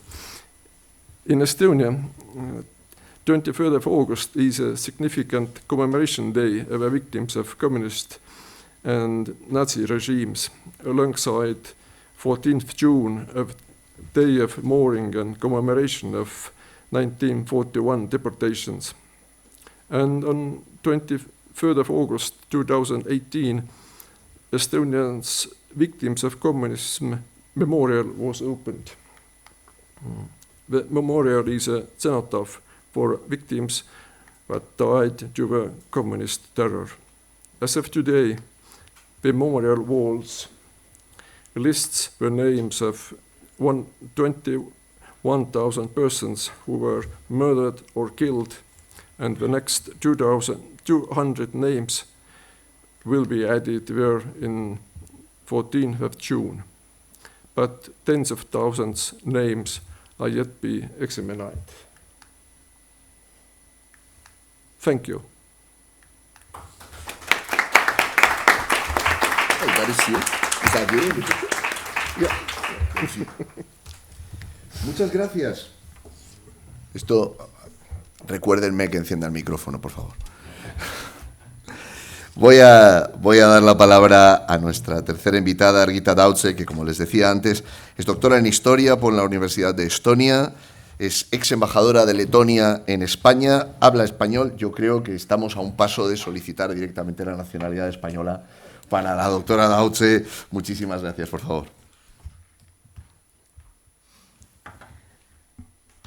Muchas gracias.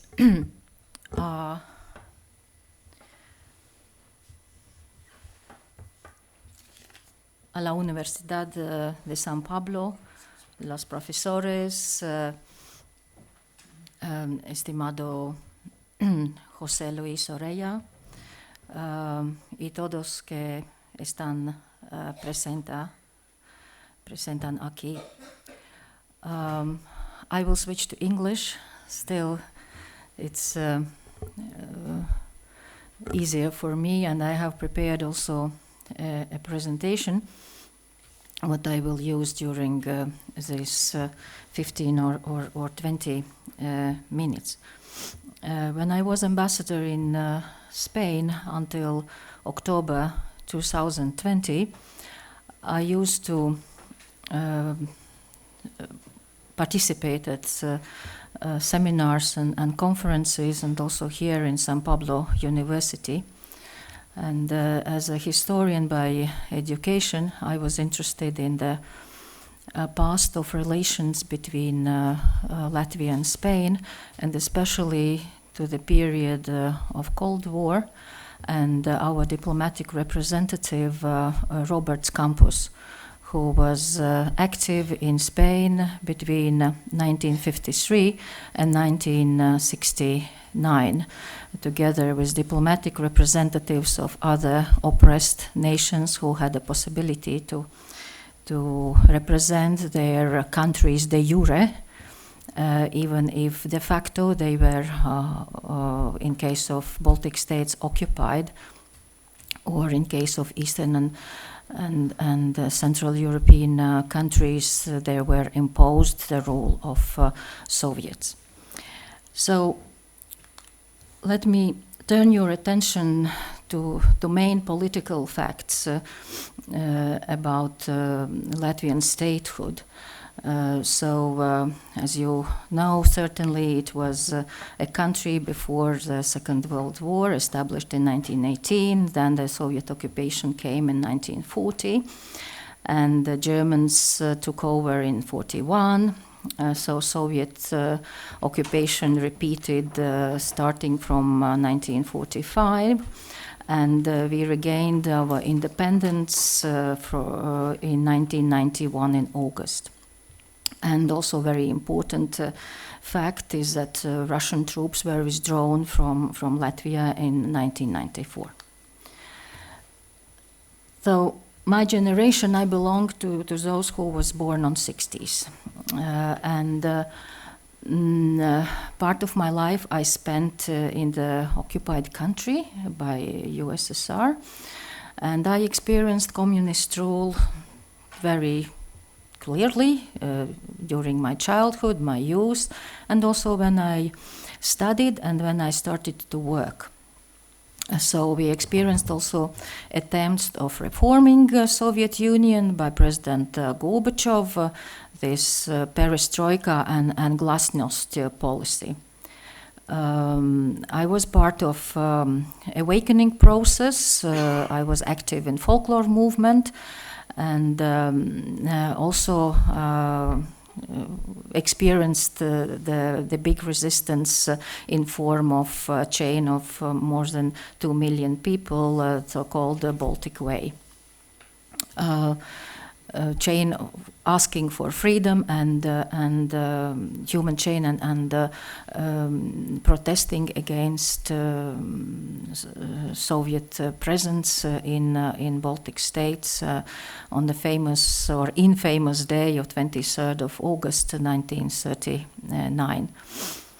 And 1989 was marked 50 years since the Molotov-Ribbentrop Pact was signed. What Melis already described in his presentation, what did it mean?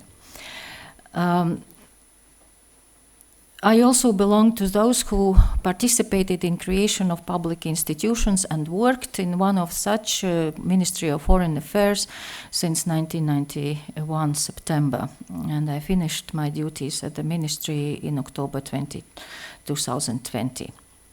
And happily, we also belong to the generation we from 60s who experienced the joining of Latvia joining European Union and NATO.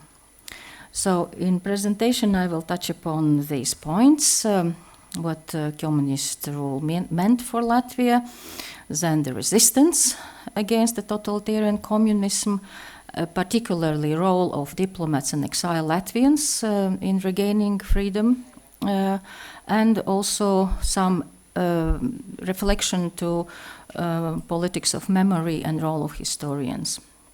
What communist rule meant for Latvia. So first of all, it was loss of freedom. It was introduction of a political culture based on lies. This morning we heard director of the Foundation of Victims of Communism and this aspect of lies that the totalitarian communist system was based on was very clearly and explicitly told about.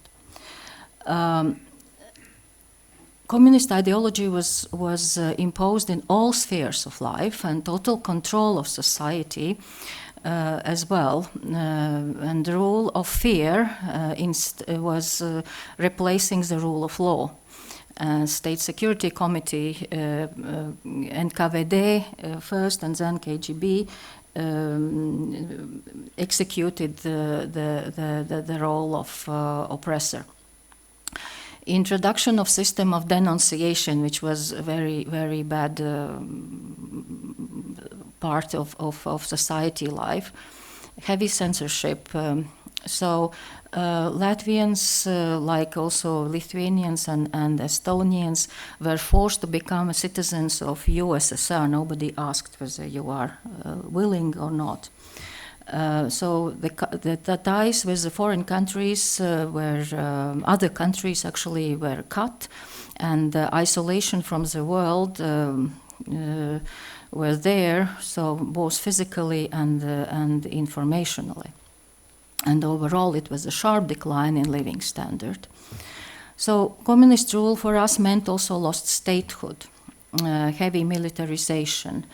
Latvia was the headquarters of the Baltic military district, so with 130,000 to more Soviet militaries present in the territory of Latvia. Repressions and deaths to tens of thousands of Latvian citizens, it was a communist rule for us. A divided nation, so domestic, who lived in the territory of Latvia, and in exile in other countries of democratic world mostly. So it meant communism meant for us a destruction of market economy, forced industrialization, and command economy. It meant the liquidation of private farming and collectivization of agriculture. So private property was eliminated at all. And what else?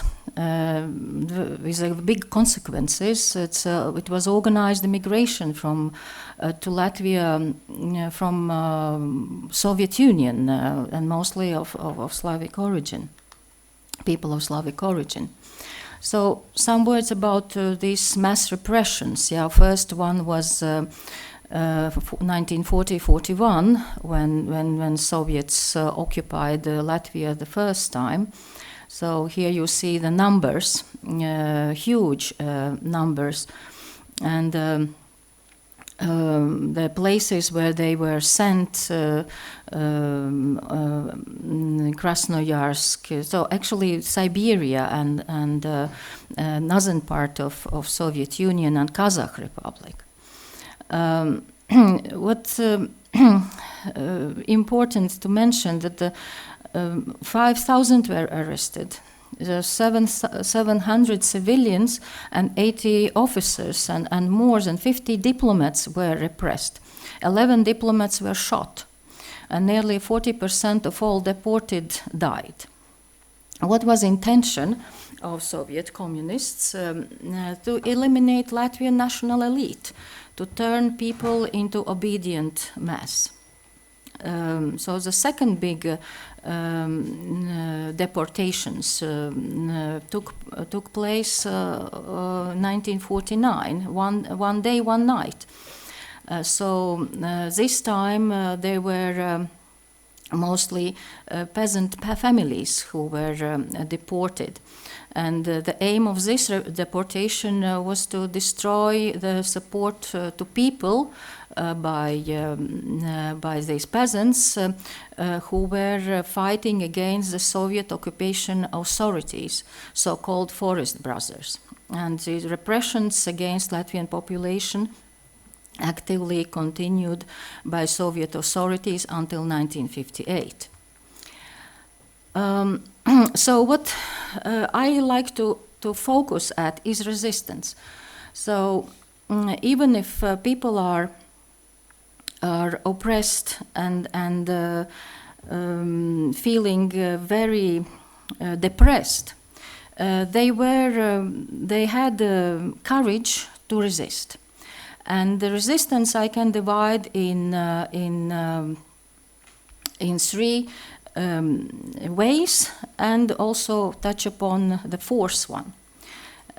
So the first is armed resistance. The second is non-violent resistance, sabotage. The third, exile Latvian resistance in the world and turning attention of the societies they lived to the fate of Latvian nation. And the fourth, what I mentioned, I like to mention, is also that existence of Latvian diplomatic representations in the world was a kind of resistance. They reminded about the illegal occupation of Latvian state. And it's also important to mention that non-recognition policy of incorporation of the Baltic states into the USSR were not recognized by many Western governments. And the so-called Baltic question became a discomfort for the Soviet foreign policy makers. Some words about the armed resistance to the communist rule. So first of all, they were national partisans, also called the foreign brothers. And they struggled against the Soviets with arms in their hands until 1956.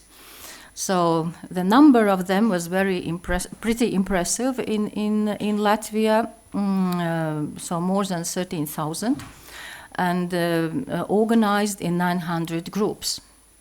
So special services, Soviet special services managed to surround all groups in 56 actually, and then partisans were forced to legalize or they would have been murdered. The promised support from Western powers, Britain and USA, was not effective, unfortunately.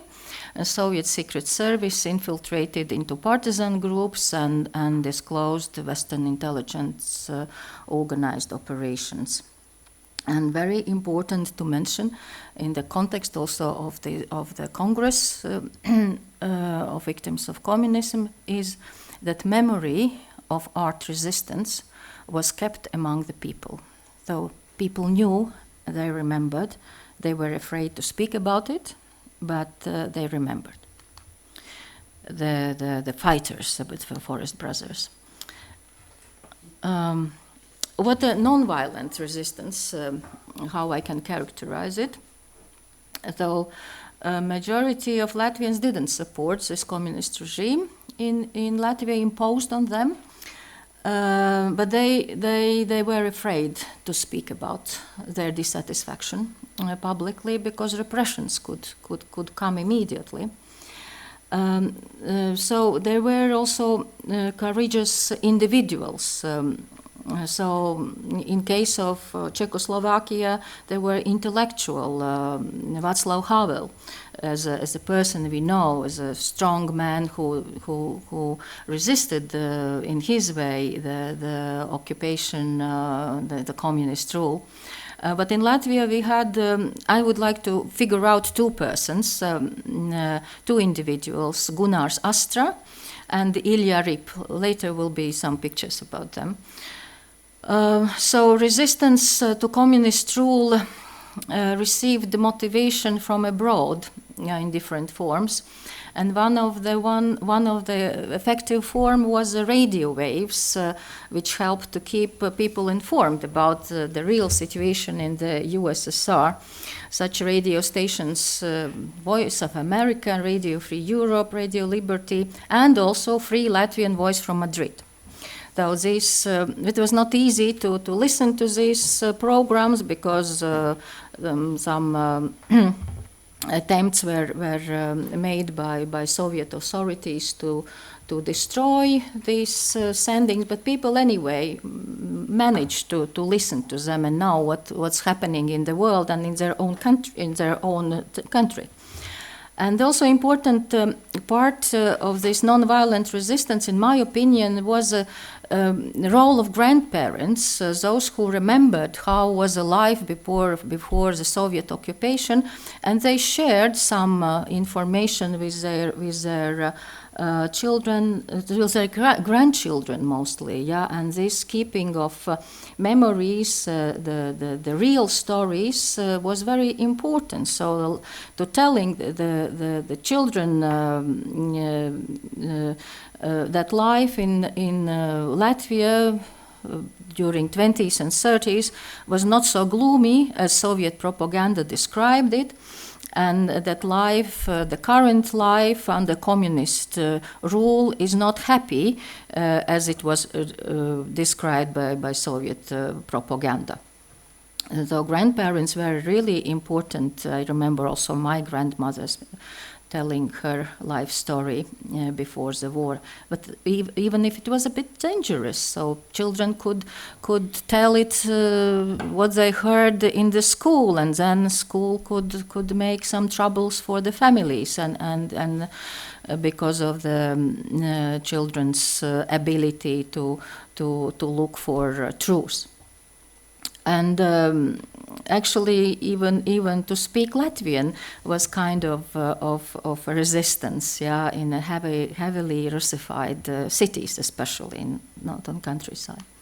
So here we see the cover page of the good book written by Richard Cummings about these radio waves, yeah, and he also mentioned here the special role of Spain. So these are those. This is one of the hero of resistance, Gunārs Astra. So spent 19 and a half years in labor camps for political prisoners. And what was his guilty? That he was openly speaking about his dissatisfaction about the Soviet Russification policy, and that he met foreigners and exiled Latvians. So also for that he translated George Orwell's novel 1984 and spread anti-communist literature. He was in camp Perm 19. So another one, also courageous man, Ilja Rips, the young student, Jewish student, was brilliant in mathematics. So he protested alone against occupation of Czechoslovakia in 1968. So he put a fire on himself at the Monument of Freedom in Riga. And he was repeating kind of action what Jan Palach did in Prague. 1969 when he put fire on himself and died. He was arrested, of course, and put in psychiatric clinic. And then, thanks to support of USA Jewish organizations, he and his family managed to leave USSR and emigrated to Israel. And now he is a professor, Orthodox Jewish faith, and rather distinguished in his field, not only in Israel and abroad, but very courageous young man then in 1969.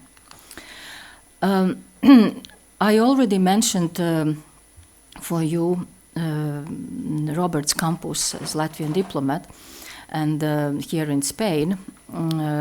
So he could work here because our state continued to exist as de jure.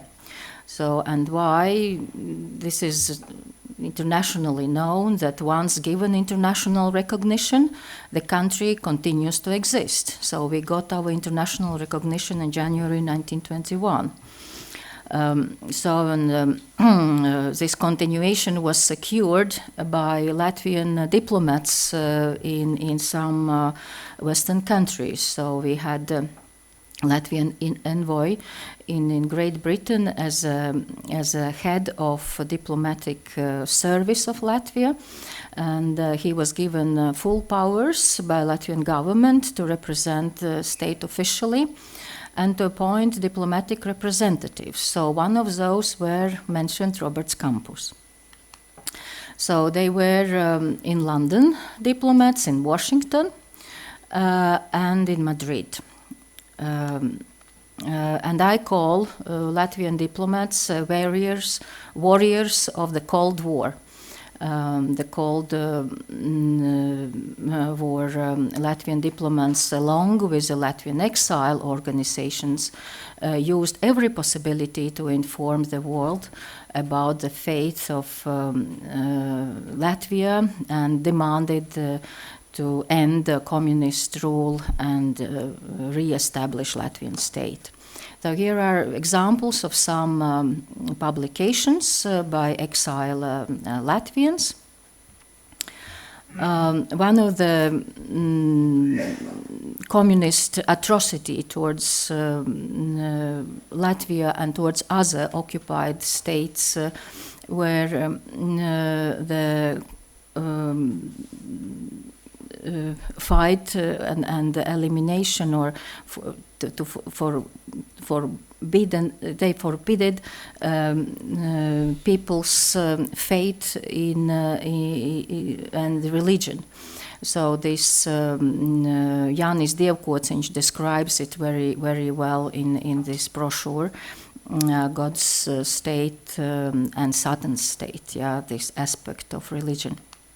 So also Latvia was one of the captive nations and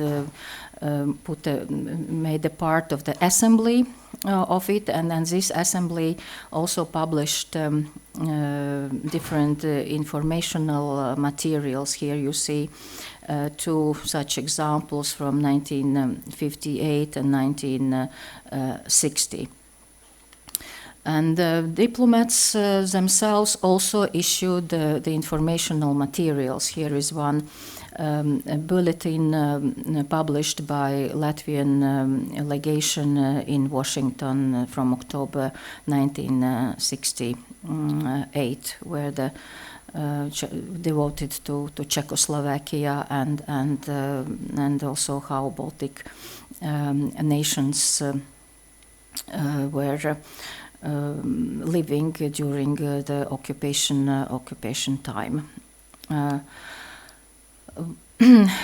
Exile organizations of Latvians were very active internationally. They used the possibility to participate as NGOs in different international events, and especially they paid attention to the conferences of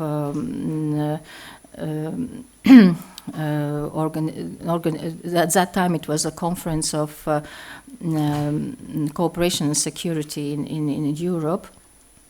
What they did, they wrote letters to parliamentarians in the countries where they lived. They cooperated also with Lithuanians and Estonians and other Eastern Europeans in their countries of residence. Here you can see one of the symbols what Latvian exile organizations used to use printed on their T-shirts. Yeah, Niet Soviet, and there is issued a book also in Latvia about this history of resistance organized by exile Latvians. It is the first page of covers of this book.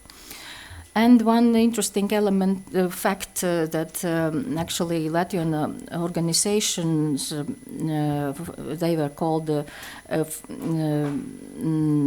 Free Latvian Organization of Free Latvians. Yeah, they participated in 1980 in big numbers in Madrid when the Conference of Security and Cooperation in Europe was organized in Madrid. And here you see they managed to put a big poster at the Bernabeu Stadium in Madrid. It's still the old building, Letonia Libre. And actually when participants of the conference, including the Soviet big delegation, they passed to the conference building, they had to pass this poster and made some troubles for Spanish authorities, but this NGO from Latvia reached their goal. The attention was drawn, and world media was reflecting it. So there's many such publications possible to see. We should be moving to the question. That is, so resistance was also in the massive demand. In '89 started, yeah, what we already heard from Melis. So here we see how the Baltic chain looked like, and we preserve the memory of the communist atrocities in different forms in museums and commemorative events.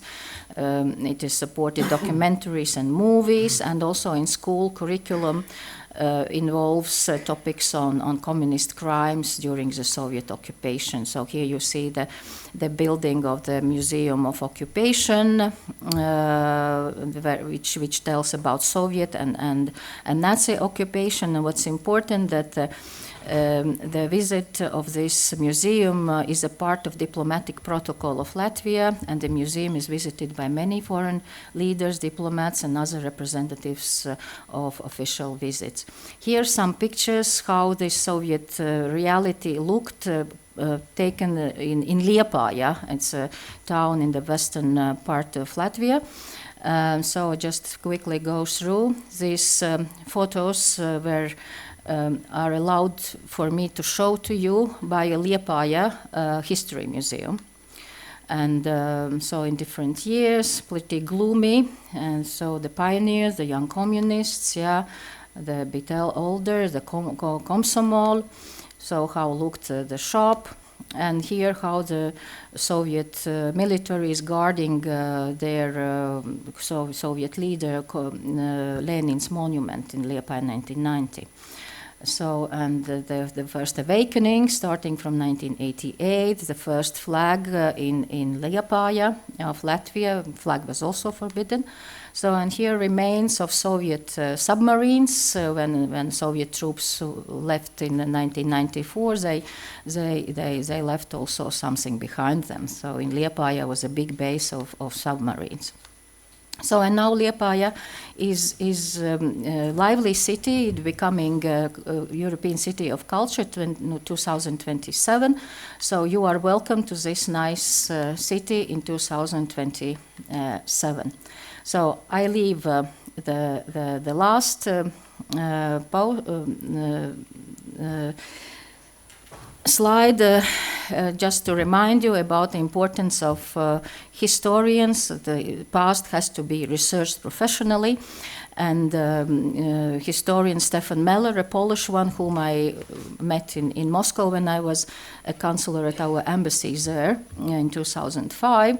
So he considered that historians are really very important. And here is what he thinks, that we historians are potentially the most powerful people on earth because we and we alone have the power to destroy the evil of the past and stigmatize the immature politicians nurturing it. So Stefan Meller, professor of history, he was ambassador of Poland to Russia, and he was a minister of foreign affairs of Poland as well. So this is where it was published. So thank you very much for your attention.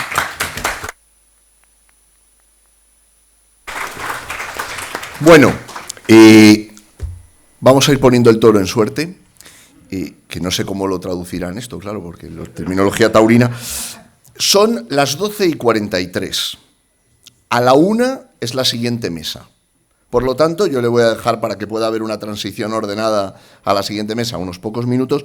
Vamos a calcular unos 10 o 12 para preguntas. Por favor, quien tenga una pregunta, que ya no hay más. Hemos agotado nuestro cupo de preguntas. He visto tantas manos levantadas como en una junta de propiedad horizontal. Por favor, vamos poco a poco. Yo voy a tratar de ir adjudicando los turnos de palabra. Si alguien se quedase sin turno de palabra, que el Señor se lo recompensará en la vida eterna.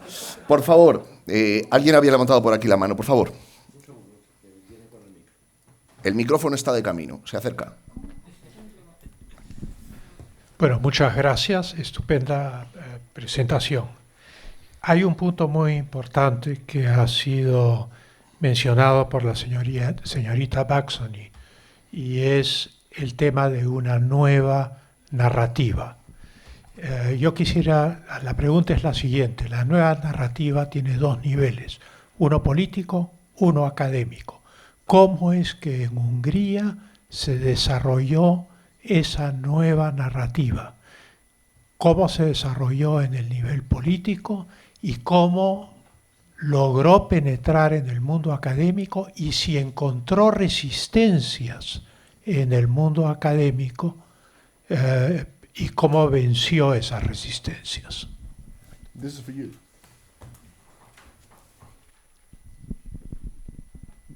Yeah, sure. So the necessity of a new narrative was kind of a natural thing because the decades that we spent in the interest sphere of the Soviet Union meant that what was in textbooks, what was taught in schools, and what was the official narrative of telling our past was through the eyes of the Soviet Union. So it was not our national days, not our national, the commemorating days, the national holidays were not based on our national tradition. Our heroes couldn't be our own national heroes, etc., etc. So it was not really our way of seeing our own history, and this is why many key issues of the transition period in the late 80s was centered around these questions. For example, what to do with the revolution of 1956, because it was, according to the official communist narrative, it was a counter-revolution. So saying in 1989 that it was in fact a revolution was a game-changing thing, because it was, the whole communist system was based on this narrative of the counter-revolution. So it was absolutely necessary, and the communist period gave a new territory of academic research, so that 40 years or more than 40 years had to be explored, and this opened a whole new world, a whole new research area for historians in the academic field. But for sure there were, and maybe still are, conflicts and different point of views, how this new narrative have to look like. But I think it's natural, and the opening of the House of Terror Museum was very productive in that way, because it put the exhibition itself put on the table many questions and issues that were taboos before. Just one or two examples. For example, the role of Soviet advisors in the process of establishing the communist dictatorship in Hungary. It was a totally unknown thing, for example, before the museum concentrated a separate hall, a separate room for that topic, or for example, how there was transition, or how there were people who were the member of the Aerocross party, the pro-Nazi Hungarian party, and after that entered the Communist Party as well. So there were many issues that were previously not discussed, and by the opening of the museum, it had to be discussed, and it was a very hard debate on these issues. But I think it was really, these debates had us moving forward. As to the political level, I think it's totally natural that political parties use history, use the interpretation of past in their own interests, and it is we can see this in every country, I think. Of course, it was a huge division between those parties who were on the opposition side in the 80s and who were on a very strong anti-communist standpoint, and between those who were the inheritance or the new party, but the Socialist Party, which was before the regime change, was the Communist Party. So it was a division line, and as well the division line was whether these anti-communist party could preserve their anti-communist identity or not. So still today, one of the main fraction in the society is this anti-communist and national point of view of narrative. So that's briefly. Nos van a quedar 5 minutos. Una pregunta más. Por favor, allí al fondo. Y no nos va, pero que sea una pregunta, porque sí, quiero decir, no solo una pregunta en el sentido de que necesite respuesta, sino una única pregunta. Muchas gracias. Bien, bueno, en primer lugar, buenas tardes a todos y muchas gracias por este evento, que me parece fundamental, tal y como están las cosas, ¿no? Y quería comentar lo siguiente.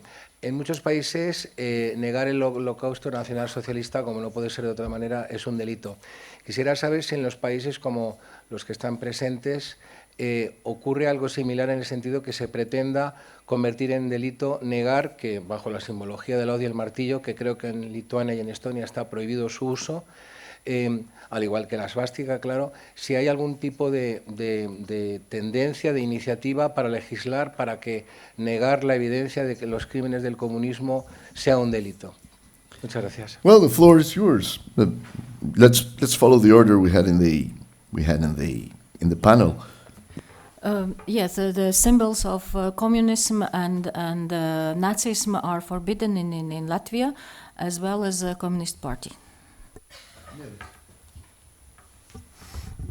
So far as I know, we are not directly forbidden. We can be used in some certain moments, but not used for propaganda.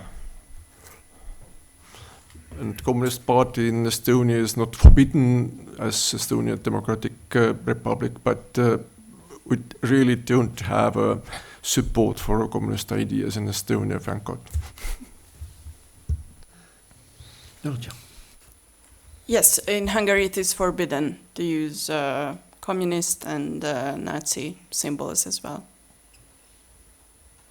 Bueno, muchas gracias. Déjenme resumir un par de cosas antes de despedir la mesa. Hemos hablado de las consecuencias directamente políticas que tuvo tanto el periodo de dominación comunista anterior a la guerra en los países bálticos como el posterior. Hemos hablado de las políticas de deportación, de las resistencias intelectuales. Hemos hablado de la memoria y de la importancia que las culturas nacionales tuvieron a la hora de transmitirla y a la hora de afirmar una identidad nacional frente a la influencia soviética. En la conferencia que va a comenzar a partir de la 1 y a la que nos vamos a dirigir directamente, así que no se den a la fuga, se va a hablar de recuerdo y dignidad de las víctimas del comunismo. La va a impartir Rena Kiss, que es presidenta del Comité de la Memoria Nacional de Hungría. La va a presentar Rodrigo Ballester, que es director del Centro de Estudios Europeos del Matthias Corvinum Collegium en Budapest. Y a mí solamente me resta agradecerles la atención prestada y pedirles un aplauso tanto para los conferenciantes como para este humilde ponente. Buenos días a todos. Con un adelanto de 2 o 3 minutos, cosa bastante inusual en una conferencia. En primer lugar, dar las gracias a la Universidad San Pablo y a Cefas por organizar este evento que es oportuno, honesto y valiente. También muchas gracias a la ponente principal, la doctora Reka Fölvári-Nekish, que es la directora de la Comisión Nacional de la Memoria de Hungría. Köszönöm szépen, és üdvözlük. Muchas gracias. Con muchísimo gusto, de verdad. En mi calidad de exótica de europeo occidental afincado en Europa Central, puedo apreciar de primera mano la diferencia de enfoques acerca del comunismo. Y de hecho, mejor decirlo sin eufemismos. Lo que puedo comparar de verdad es la insoportable frivolidad y la complacencia con la que un oeste, que solo ha conocido el comunismo en panfletos desde la prosperidad, trata esta ideología. Y también puedo ver la tenacidad y la contundencia con la que los antiguos países comunistas luchan para recordar los crímenes totalitarios que padecieron y, de paso, también despertar la conciencia de las élites occidentales de su letargo, de su apego a un totalitarismo chic y de su insufrible doble vara de medir y de su arrogancia ideológica.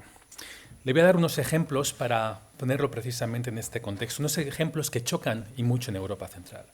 Recordemos que en España, hacía muy poco, Correos emitía un sello para celebrar el aniversario del Partido Comunista. Un partido, por cierto, que está en el gobierno. También hace muy pocos años, vimos una pancarta colgada del Ayuntamiento de Valencia donde ponía "en defensa de Stalin". Y sobre todo, aquí en España padecéis, me incluyo como español en este ejemplo, leyes de revisionismo histórico que son despóticas y que ni tratan de memoria, ni son históricas, ni son democráticas.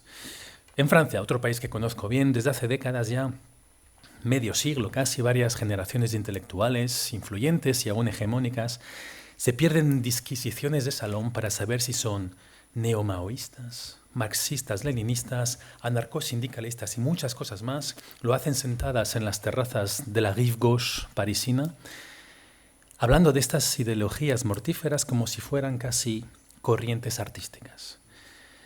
Hoy en día, el comunismo interseccional, el de nuevo cuño, el comunismo woke, el que se alía con todas las minorías posibles, incendia las calles. Lo hemos visto ahora, por ejemplo, en París, y llama a la insurrección, y no solo en París, también en otros continentes, en otros países, sobre todo en Latinoamérica. Europa tampoco es inmune a la amnesia. Todavía recuerdo en mis viejos tiempos en la Comisión Europea la indignación de Hungría, Polonia y tantos otros, cuando el antiguo presidente de la Comisión, Jean-Claude Juncker, se fue alegremente a Trier a celebrar el nacimiento de Karl Marx con la benevolente ignorancia de los que perciben al comunismo como un pecado de juventud, casi como un rito de iniciación política. Pues no, ya lo dijo alto y claro el muy cancelado Raymond Aron en los años 60 y 70. La cancelación, como ya ha dicho algún ponente, no es nada nuevo, es algo que ya inventó, que venía también inventado por el comunismo, que es absolutamente intrínseco a esa ideología. Marx fue un sofista con talento, pero también con una responsabilidad en los crímenes derivados de sus ideas. No había mucho que celebrar en Trier, cuando fue el antiguo presidente de la Comisión, Jean-Claude Juncker. Otro ejemplo de esta pasmosa ignorancia es la sentencia del Tribunal Europeo de Derechos Humanos de 2008, Vajnai contra Hungría, en la que declaró que la prohibición de lucir una estrella roja viola la libertad de expresión. Y de paso obviando que una estrella roja y una esvástica son símbolos absolutamente comparables. En Hungría, ningún romanticismo, ninguna nostalgia. Más bien hechos históricos y un comité de memoria nacional con un mandato constitucional que dirige usted, que lucha contra la ignorancia histórica, el olvido, y que mantiene la memoria histórica, la auténtica, la de los historiadores. Y para conocer mejor esta comisión y también la trágica historia del comunismo en Hungría, mucho antes que en 1956, muchísimo antes, tenemos hoy el honor de recibir a la doctora Reka Fölvärinen-Kiss, que preside precisamente este comité. Usted es historiadora y etnógrafa. Ha estudiado en Hungría, en Dinamarca, en Escocia, y en 2014 fue elegida presidenta del Comité de la Memoria Nacional, elegida por el Parlamento húngaro, y ha sido recientemente reelegida. Gratulálok. Ha trabajado en el Instituto de Tecnología de la Academia Húngara de Ciencias y sus principales áreas de investigación son las relaciones entre la Iglesia y el Estado húngaro durante el periodo comunista, las represalias y los juicios políticos tras la Revolución de 1956 y la historia social después de 1945. Usted es autora, coautora de 10 libros, más de 80 artículos científicos, y hoy de verdad es un honor y un placer recibirla. Dr. Fölvärinen-Kiss, the floor is yours.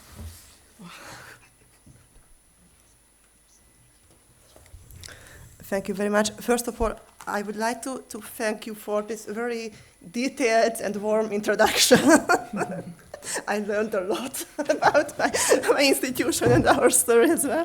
And I would like to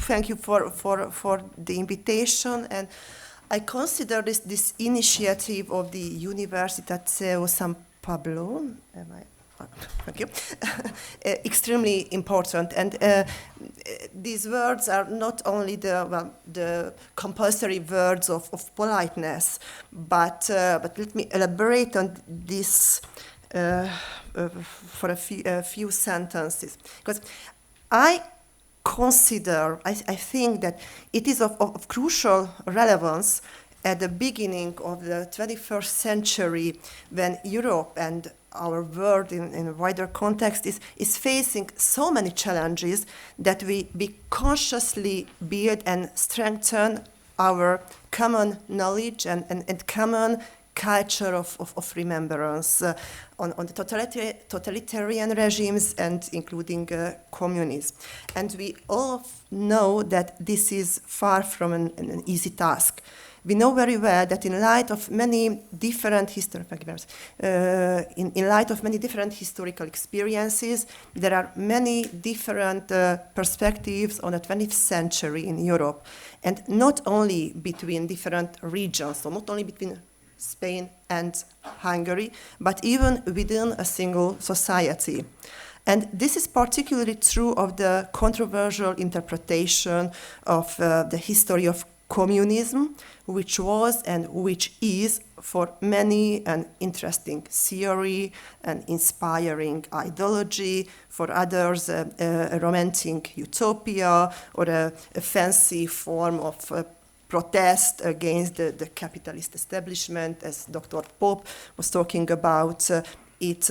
But in the countries of Central and Eastern Europe, it was a tragic manifestation of one of the totalitarian dictatorships, along with Nazism, as my excellent colleagues presented it in their country cases. So therefore, it's important to bind together various recollections in order to expand the viewpoint on own history with that of others. This dialogue should especially now, take account on various narratives, sensitivities, experiences, and interpretations. Since memory of history is a constituent element of identity of each of us. So history, memory, and identity are interacting issues. There is a long and wide theoretical literature on this topic. So for this reason, it's important for collective memory to accommodate the remembrance of victims and their traumas. And therefore, remembrance and history writing is a form of responsibility. Making history known, telling tabooed silent stories is in fact an important part of symbolic compensation of the victims. So that's why it's such an important gesture on the part of our Spanish partners to have initiated such an international and interdisciplinary conference when scholars and opinion makers from different regions can share their views and research results on history and memory of communist regimes and their short and long-term consequences. So in my talk, I would like to contribute to these objectives of the conference by presenting the Hungarian perspective, addressing two major themes. In the first part of my lecture, I will examine some features of the history of international communism through the Hungarian case study, and I would like to raise some analytical aspects concerning the methodology of historiography as well. In the second part of my presentation, I would like to discuss the interactions between history and memory, the alternative interpretations of communist system and the controversial issues, as well as competing narratives and debates on the politics of memory. And finally, I would like to present some initiatives and achievements that have been made in Hungary in preserving the memory of victims of communist dictatorship. So let's start with the first major topic, communist and communist regimes in Hungary. And you may have noticed that I used a plural form, and this is not a coincidence, since in the 20th century, Hungarian society experienced and suffered to rise the power of communist regime twice. The first communist takeover took place after the First World War in 1919, and the second after the Second World War. Although the communist regime of the 1919 was extremely short-lived, just over 4 months, I would like to share a few thoughts on it first. I believe this is significant for 3 reasons. Firstly, the experience and memory of the so-called Soviet Republic of 1919 was very deeply imprinted in the society of that time and therefore became a generational experience and a collective trauma for many. Secondly, the Hungarian communist regime followed the Soviet models, the blueprint being the Bolshevik Revolution, and was thus strongly associated with Vladimir Ilyich Lenin. And this regime therefore developed from the roots of the Bolshevik form of communism, from its genesis, and not from the Stalinism that came later.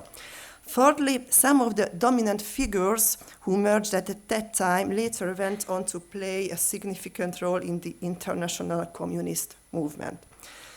So the first question is, how did the Hungarian Soviet Republic come into being? To understand this, it's necessary to briefly outline the historical background. It is the autumn of 1918. Hungary, as part of the Austro-Hungarian monarchy, ended the Great War on the losing side. The monarchy was dissolved and the territorial integrity of the Hungarian state was severely challenged and subject to a series of extremely adverse decisions by the Entente powers. I'm talking about what we later call Trianon trauma. A future peace treaty and the establishment of the new state borders were at stake.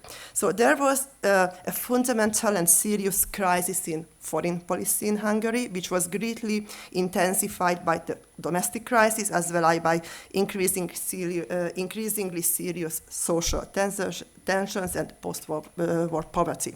So the power structure of the old regime were disintegrated, and the old political elite came to bear the responsibility for the war, to some extent as a scapegoat. Furthermore, the new forces that rose to govern performed somewhat poorly, which created, and it's important, a political vacuum. And this political vacuum was soon to be exploited by a group of communists in Hungary.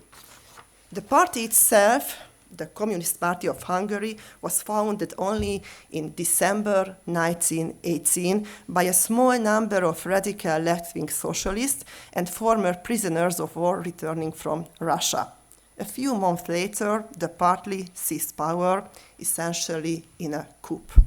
The real leader of the Soviet Republic was Béla Kun. You can see his picture on my first slide. He had been taken prisoner of war by Russia in the First World War, and like many others, he committed himself to the far left, and he was becoming a close acquaintance of Vladimir Ilyich Lenin. He became one of the leaders of the radical Bolsheviks who demand, and it's important, a world revolution. In November 1918, on Lenin's order, he returned to Hungary and founded the Communist Party in Hungary. Thus, I would like to emphasize that he came to Hungary on behalf of another state, sponsored by a foreign power, sponsored by a foreign communist party, with the aim of creating a Soviet-style supranational state with only classes and no nation. In fact, we can say that the Soviet Republic of Hungary, after all, was a Bolshevik commodity imported from Russia. However, it should also be added that initially the Communist Party had genuine social support, so history is never black and white, which had several roots, partly from the post-war economic crisis, partly from the upheaval of the social order, and partly from the old, real social political problems. However, this social base was lost soon after the Communist Party came to power, since it immediately embarked on the Bolshevik project of impatient social transformation. Even the name they chose, that of Soviet Republic, was based on a mirror translation of the Soviet example. So in what areas did they seek to impose this transformation? Firstly, they launched an attack on the principle of private property. They nationalized factories employing more than 20 workers, as well as mines and banks. They also liquidated the large estates, but instead of distributing them among the peasants, which would have been in great demand, they tried to organize them into kolkhoz-style collective forms based on the Soviet model. The communists wanted not only to abolish private property, but also to break with traditional community customs and institutions, above all national and religious traditions, which they saw as remnants of old order. They opted for a radical, violent model of separation of church and state, perhaps the most symbolic act of which was the creation of the so-called, pay attention, Religious Liquidation Commission. The regime introduced not the notion of class struggle and proclaimed the dictatorship of proletariat. That is, it launched a struggle against entire social strata, the so-called old order, including the nobility, the property-owning bourgeoisie, and the peasantry. The dictatorship of proletariat was thus a self-designation. By proclaiming this, the communist regime included violence and terror to a legitimate means of exercising power against its opponents. It marked them not as opponents, but as enemies to be destroyed. This can be seen as the first example in Hungarian history of violence based on ideology being elevated to the level of the state. And this is very important. We are in 1919. To achieve their goals, special terror units were also formed along the lines of the Soviet political police, the Cheka. One of these squads was the group of so-called Lenin boys, led by Tibor Samueli, it's the other guy on the slide. And the following quote is from one of his public speech. Anyone who wants the old rule to return must be hanged without mercy. Such a man must be beaten in the throat. Blood is not to be feared. Blood is steel. It strengthens the heart. It strengthens the proletarian fist. Blood will make us powerful. It is blood that will lead us to the real world of commune. However raises his fist against the proletariat has signed his own death sentence. We will exterminate, if necessary, the entire bourgeoisie. So, in this slide, I briefly present two stories of victims of that time. And I deliberately do not mention statistics of victimhood, partly because there is a constant debate and competition around the figures. But I'm also convinced that beyond statistics, it's also important, or even nowadays, even more important, to put a face to history, to personify the victims. Because in many cases, it's through compelling individual life stories that we can really demonstrate the essential mechanism of terror. So to sum it up, the Soviet Republic was characterized by use of violence, revolutionary messianism, and a high degree of moral relativism, as well as strong ideological commitment, doctrinarian thinking, and constant improvisation in this foremost.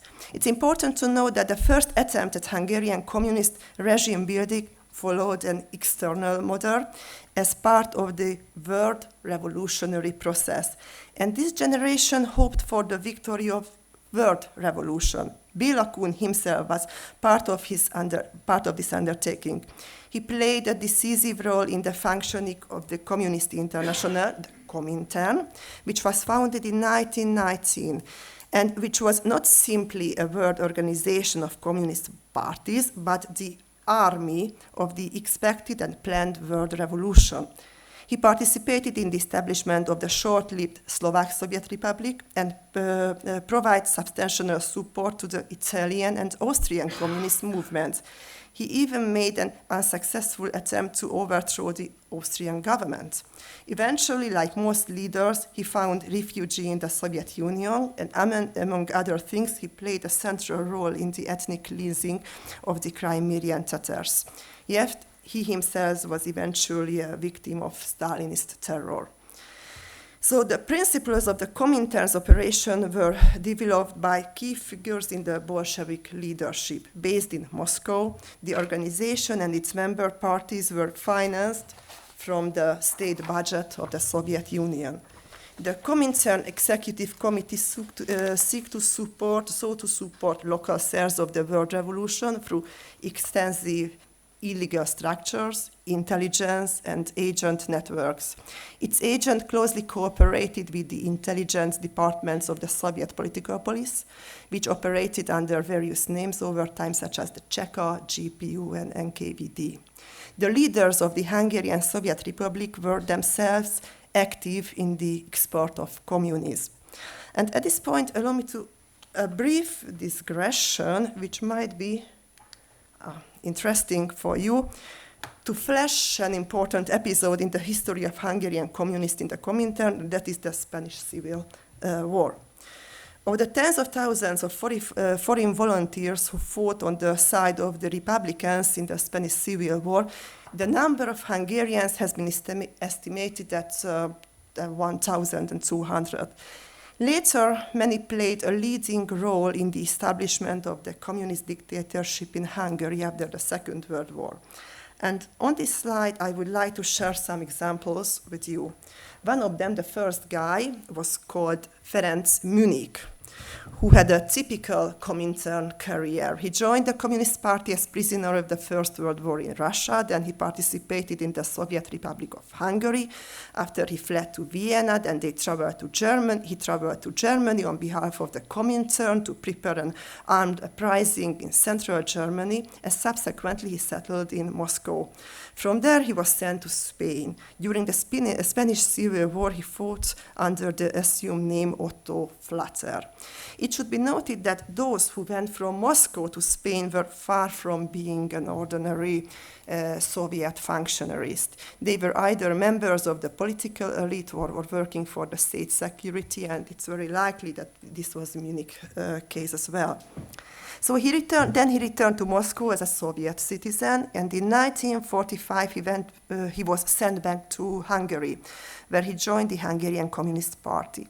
During the 1956 revolution and freedom fight, he was a clear supporter of the Soviet military intervention.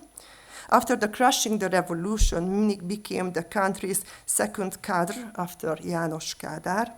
He headed the most important ministries, the Ministries of Defense and Interior. He organized the public security forces, which were notorious for their brutality, and he established the workers' militia. During his time as minister, these forces shot at unarmed, peaceful demonstrators, resulting in hundreds of deaths. Our second guy is probably well known here in Spain. He is László Rajk, or László Firtos, as his nickname. He was political commissar of the Hungarian Brigade and was seriously wounded at the Battle of Ebro. After 1945, he first served as interior minister, during which time he efforts to break up the institutions of democratic society began. He banned or dissolved numerous religious, national, and democratic institutions. Rajk also took part in organizing the first show trials and acted mercilessly against any forces shown or imaged to be anti-Stalinist. This made him one of the most consistent perpetrators of the Rákosi era. Finally, in 1949, he was arrested on fabricated charges and was sentenced to death. Probably the most notorious resident of the Soviet Secret Service, the NKVD, and the Comintern in Barcelona was Ernő Gerő, the third guy in our picture, who went by the pseudonym Pedro. He undoubtedly played a key role in the liquidation of the Workers' Party of Marxist Unification, the POUM, which was considered Trotskyist by Moscow, and the assassination of its leader, Andrei Nin. As a result, he was called the Butcher of Barcelona. After 1945, in Hungary, Gerő became the most important Stalinist leader, Mátyás Rákosi's right-hand man. And the fourth guy in this series, András Tömpe, who was also committed communist. In the Spanish Civil War, he was a training officer for the 15th International Brigade. After the Second World War, he was one of the founders of the Hungarian Communist Political Police, then a collaborator of the Soviet state security, and between 1947 and 1959, he was an agent of Soviet intelligence in South America, especially in Argentina, as a traitor. So after this brief Spanish intermezzo, one more name should be mentioned, who was a great conspirator of the international communist movement and played a decisive role in the establishment of a Hungarian version of Stalinism after the World War II. He was Rákosi Mátyás, or Mátyás Rákosi. And with him, the second chapter of communism in Hungary began. The start of this chapter exactly linked to the great power agreements of the Second World War in Tehran, Yalta, and finally in Potsdam, and the Sovietization process of Central and Eastern Europe. The entire region came under Soviet military occupation, and after a short transitional period of a few years, a complete communist takeover occurred in the service of the Soviet regime. This transitional period, however, had significant consequences for Hungary. In 1945, albeit under limited and not entirely free conditions, parliamentary elections were held. In this election, the so-called independent smallholders party, a party that united the non-communist, democratic, pro-sovereignty political forces, won at an outright majority. Yet the Communist Party, with a considerably smaller popular base, gained the most important ministries, including the Ministry of Interior, overseeing the administration and controlling the administration and the police as a result of Soviet intervention. From the outset, based on Soviet model, it began to establish a communist-controlled political police over which the coalition partners, including the Prime Minister, had no control at all. This position provided the opportunity for the communist leaders, for example, to disband civil society associations, including most religious associations. In addition to this, the communist-influenced people's courts began holding show trials as early as in 1946. The first target group comprised the regime's main political rivals, the young alternative elite that would have been capable of building a non-communist, truly independent, sovereign democracy. And what I would like to emphasize here, that it was not only the legal process that caused a serious violation on democracy, but also the moral aspects of this procedure. So the moral aspects, the moral discrediting of those on trial was equally important. In other words, attempts were made to discredit political, public, and cultural rivals morally in the eyes of society with a public charge such as financial abuse, corruption, or after the tragedy of the Second World War with the stigma of fascism, even without any evidence. So paradoxically, the stigma of reactionary or fascism, used almost as synonyms, were also applied to people who had otherwise participated in the anti-Nazi resistant movements. More than 200 people, including the members of parliament, were arrested in the first major series of show trials. The party's most popular General Secretary, Béla Kovács, was detained by Soviet military police at the request of Hungarian communist leaders. So in violation of his parliamentary immunity, he was essentially kidnapped and dragged out of the country by the military secret service of the Soviets. He was detained in the Gulag camps and was only released in 1956 in a very poor health condition. And the Prime Minister, Ferenc Nagy, was forced to resign, partly blackmailed with threats to his family, and partly threatened that he would be prosecuted for participation in the conspiracy. So it's a completely absurd thing that the Prime Minister was accused of plotting against his own power. So by 1948, the conditions for a party-state dictatorship were essentially complete. The omnipotence of the party was not limited to public life, that is to terror and repression, economic exploitation, propaganda, loss of national independence, coordinated anti-church and anti-religious propaganda campaign, and against the formerly independent institutions. Undoubtedly, the Stalinist period was a time of the greatest pressure on society under communist control, and this was achieved not only by terror, but also through propaganda. And at this point, I would like to emphasize the relevance of the centrally organized party propaganda machine used all means of mass communication at its disposal, including the printed press, brochure, pamphlets, and operative measures as well, to systematically construct a new image of enemy. In the context of conceptualizing the enemy, thanks to its carefully devised language policy offensive. I would like to emphasize this, the language policy offensive. The Hungarian Communist Party managed to introduce the new concept of reactionary into the public discourse in a matter that rendered the term highly fluid and undefinable. On the one hand, this allowed party leadership to expand the category of the enemy, And on the other hand, it managed to weave a web of negative connotation around the term that carried the accusation of being anti-progressive, anti-democratic, and pro-fascist.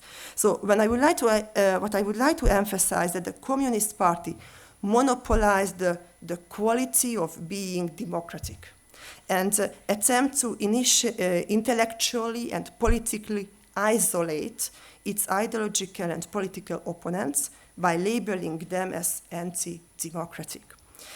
On this slide, you can see two propaganda caricatures against the peasants and against the clergy.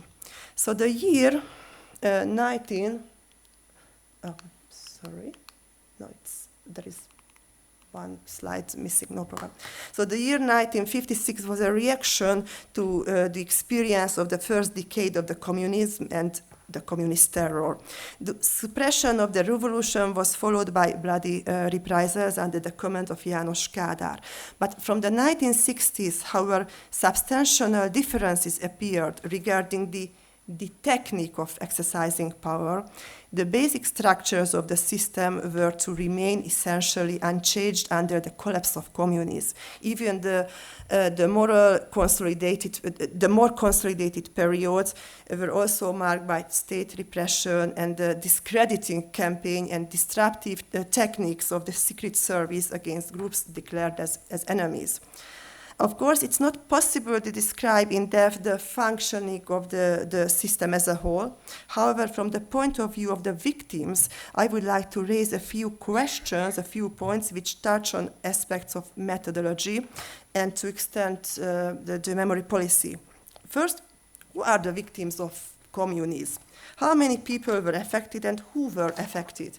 Of course, obviously, the victims of communism, the martyrs who have been executed for political reasons, those who have been imprisoned, tortured, or interned without any legal process.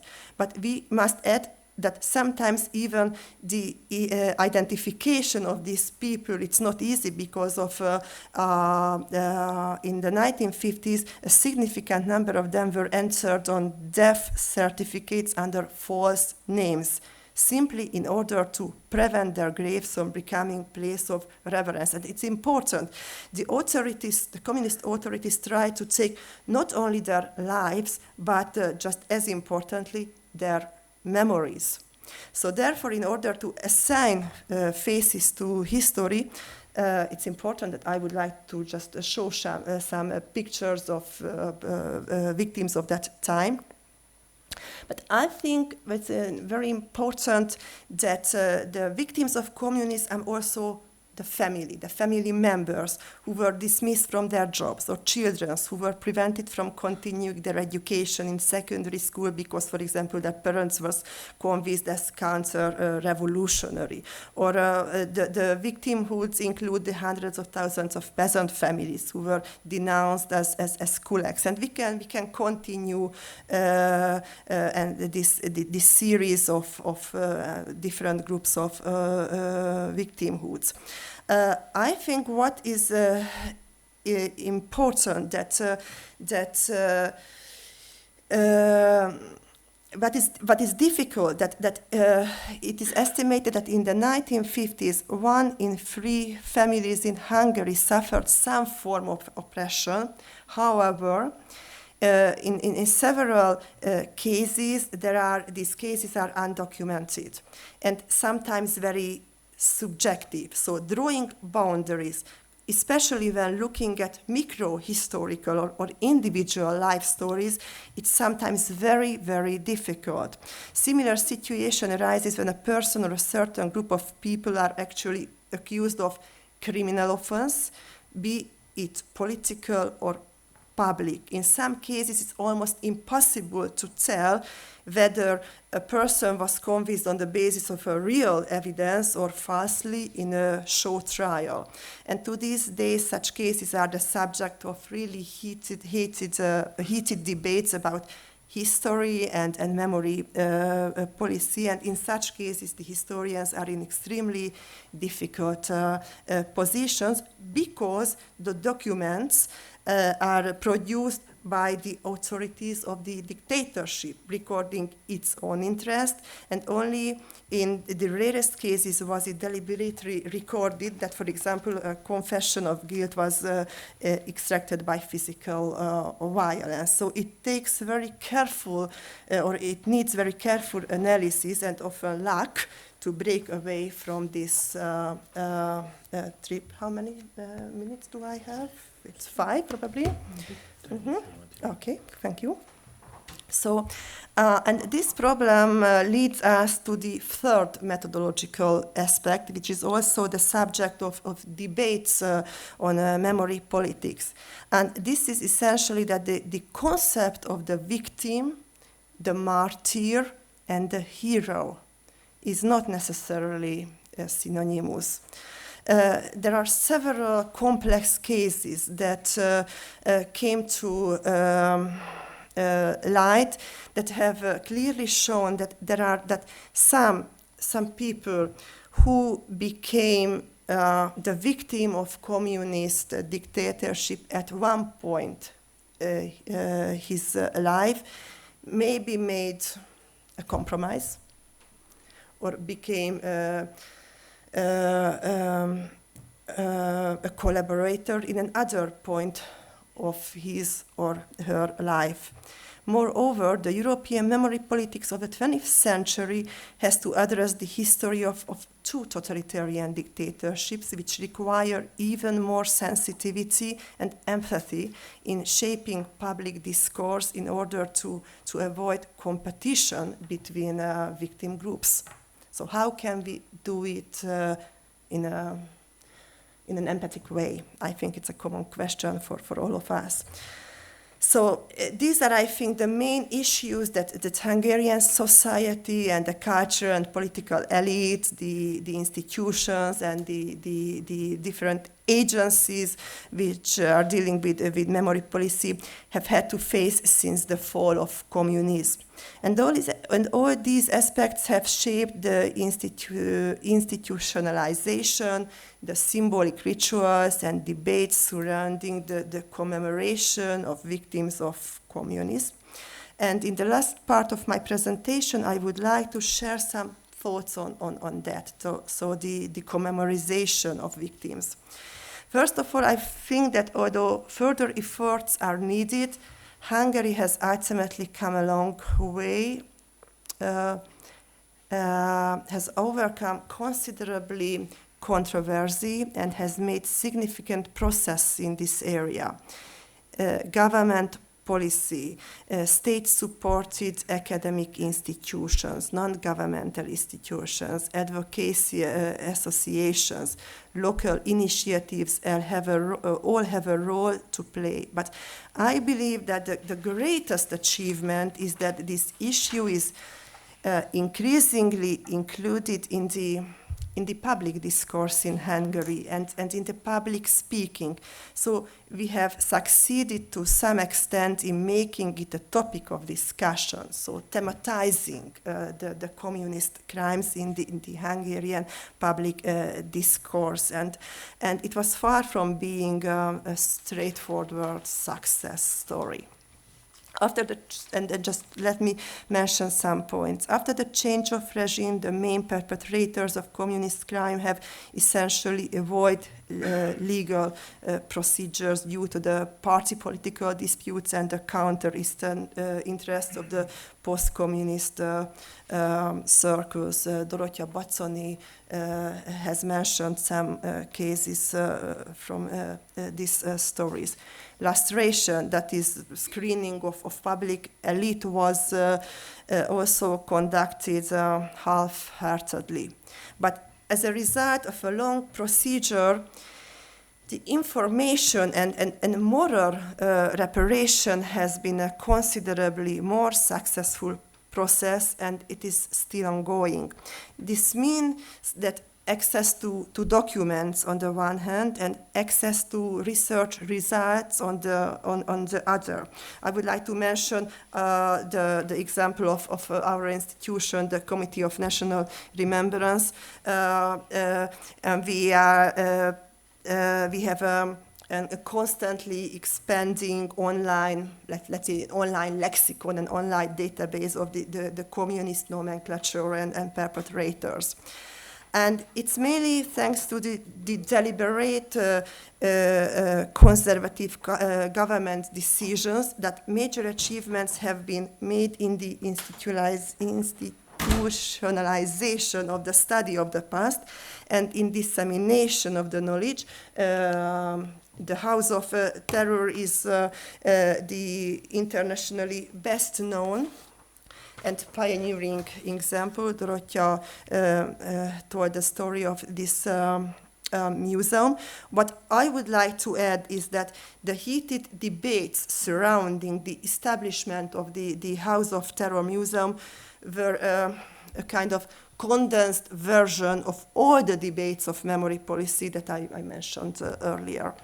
And among other institutions, I would like to mention the foundation of our institution, the Committee of National Remembrance, which has a dedicated task of researching and commemorating the victims of communist dictatorship. I think the most important thing for me here is that these new institutions, including ours, have not only brought a quantity increase in terms of knowledge and creating new databases, but this is important in itself, but a pluralism of narratives has emerged. The raising awareness about the crimes of communist regimes, the raising awareness about the victims, the victimhoods of communist regime emerged. And of course, this has also led to debates, including political attacks disguised as academic debates sometimes. And of course, finally, I think probably the most important thing that all this process has also made the public discourse more pluralistic. And what I consider particularly important is that it has reached the horizon of the society. People and families have begun to discuss their own transnational taboos and transgenerational taboos and transgenerational traumas. So I think this is a very important social, psychological process, a sort of intellectual liberation in the public discourse.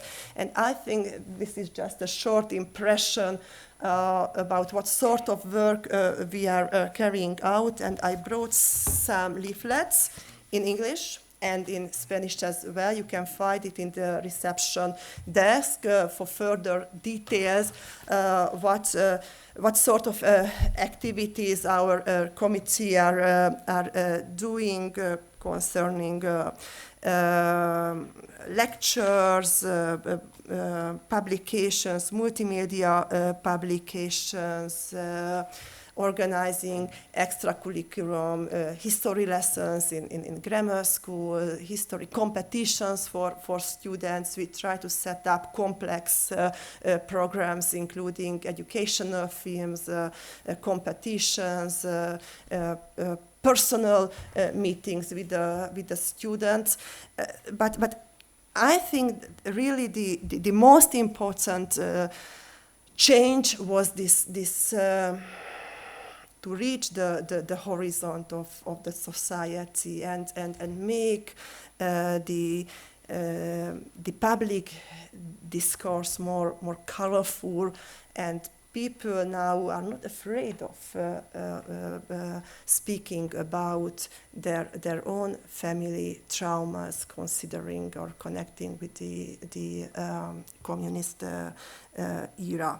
So I hope that in my modest way, with this mentioning or raising these few questions and aspects, I've been able to contribute to our common objectives, to our common reflections, and exchanging our ideas.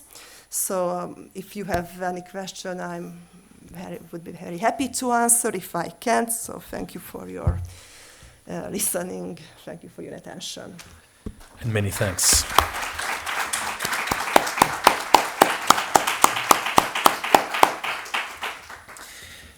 Many thanks indeed. It was very, very insightful, very precise as well. And somehow it also sounded sometimes very familiar, things that we can see today. You spoke, for example, about the manipulation of the language. Also very, very telling to hear that the two communist experiences in Hungary started from the institutions from a minority, a very active minority, both in 1919 and after the World War. Again, they didn't win the elections, but they made it to power. It was also very interesting to hear about some things that are familiar also in Spain. Checas, for example. You know, this is a word that today is also coming, not yet to the public discourse, I would say, but very close to it. And another thing that also really was very striking to me is this monopoly, you know, so the monopolization of the quality of being democratic. This is something that we can hear time and again today, not only in Spain, also in Ibero-America and in many other places. Again, nothing has been invented in the last 10 years. Those are classical techniques from a very old past already. Indeed, we have now time for questions. Please do not hesitate. We still have a bit of time. We are absolutely not lagging behind. And again, we have 10-15 minutes now to answer also the questions from the audience. The priority now goes to the audience. I have like 25,000 questions already prepared. So I'm ready to shoot, but please, before I do so, and only if you don't, I will. But the floor now goes to the audience. So if you have any questions, you can ask them in Spanish or in English, not in Hungarian, but otherwise, yes, feel free. Mrs. Kishis will be delighted to answer your questions.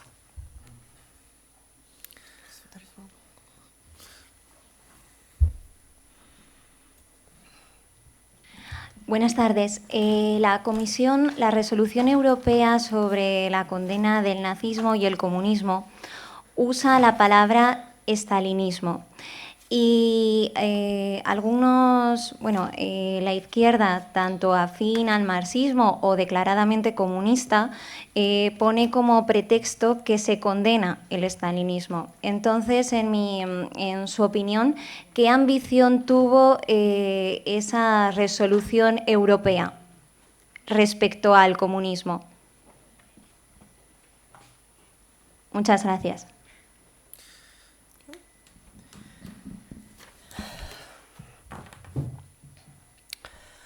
I think every initiative that comes from Europe, not only from Hungary, helps all Central Eastern European societies to strengthen their own memory. And so I think in that level or in that context, this European resolution played an important role, especially in the intellectual discourse, not in the everyday level.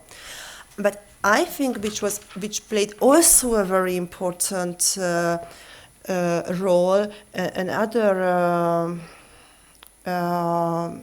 decision of European Parliament when decided the remembrance, the common remembrance day of 23rd of August, you know, which symbolizes the victims of both totalitarian regimes, which really liberated the public discourse, is that it somehow it symbolically allowed the academic field, the opinion maker circles, you know, to not to draw parallels, but to put put on the table both totalitarian regimes, avoiding, you know, somehow misleading interpretations of competition.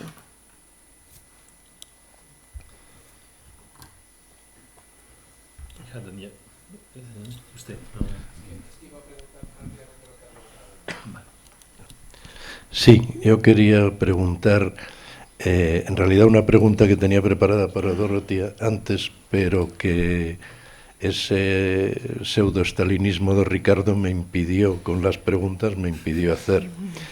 Se refiere a cómo se curaron, cómo se han curado en Hungría los dramas personales y familiares que hayan podido generar, que han generado sin duda los pequeños consentimientos de ciudadanos húngaros a la invasión y al dominio soviético.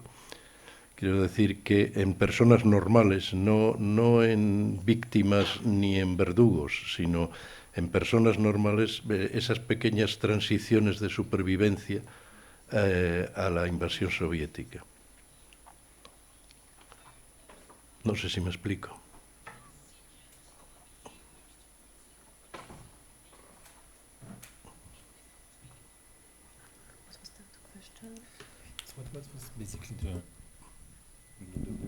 Ahora se entiende por qué no hago la pregunta en inglés.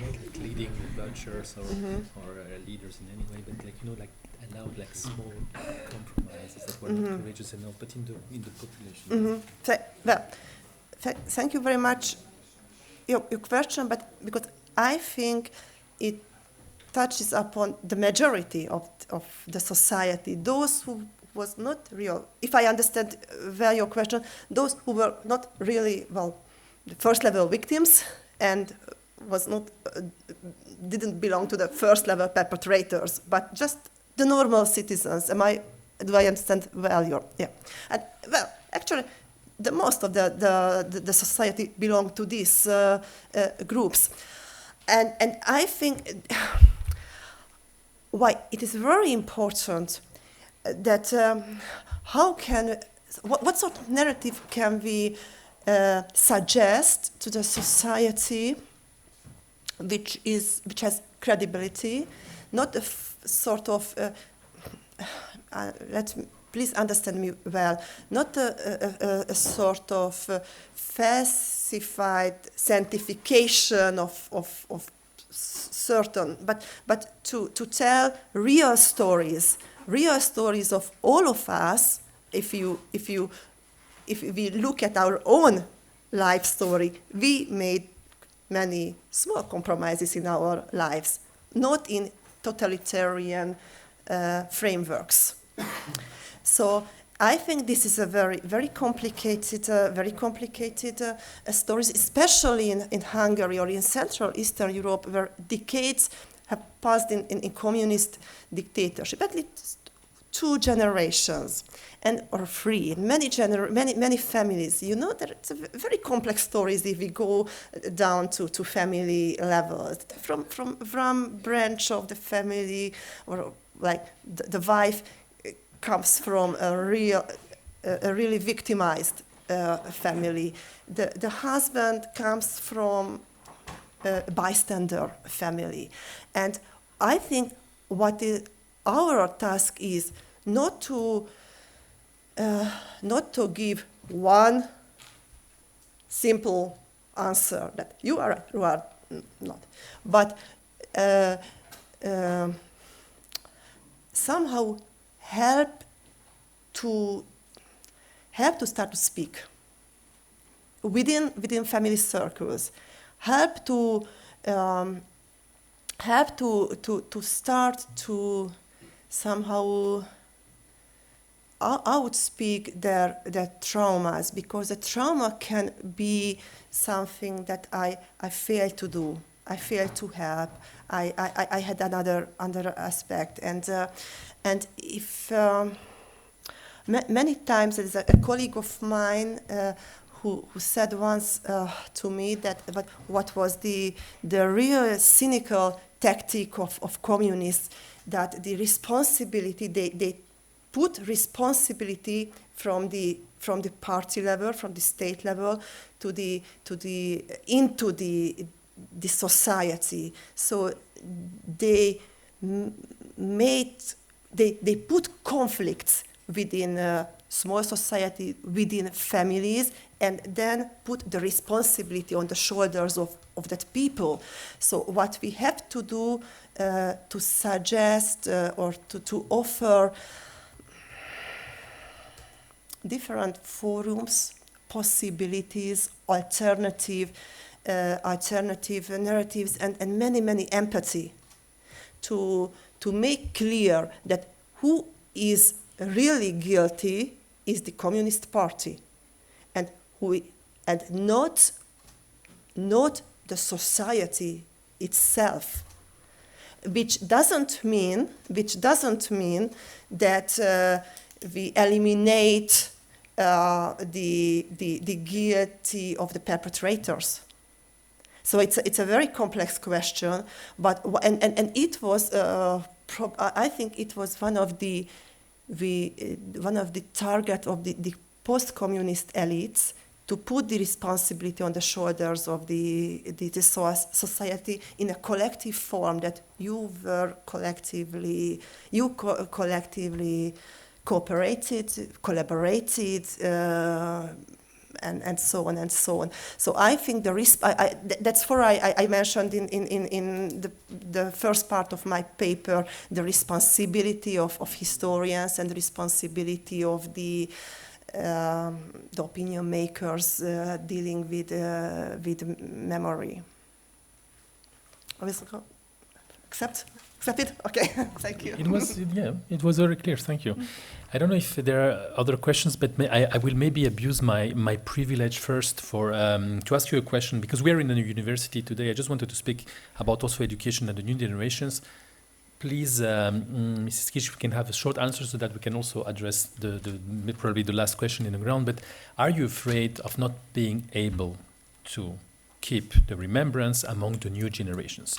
What we heard before from Professor Poppy is actually shocking, that in a country that is the most capitalist country in the world, the country that has the most prestigious universities, less and less because they are all totally wokified, and it's, I wouldn't pay 100,000 euros a year to wokify my children, but still, you still have like the biggest names, and today we see how 1/3 of this youth is buying, like this narrative of ignorance of communism, where basically it's very easy to omit 99% of the story, just focus on the nice narrative, and people believe it. Young people swallow that. In times of internet, in times of amnesia caused also by screens, by smartphones, despite your efforts, despite having also gained the battle of the public discourse, are you afraid that it will be much more complicated to maintain that in the new generations? My short answer is that a Christian person can never lose the hope. But my answer as an academic and university person, as also as a mother of two young kids, I think it's a very, very, very, very difficult situation we are in.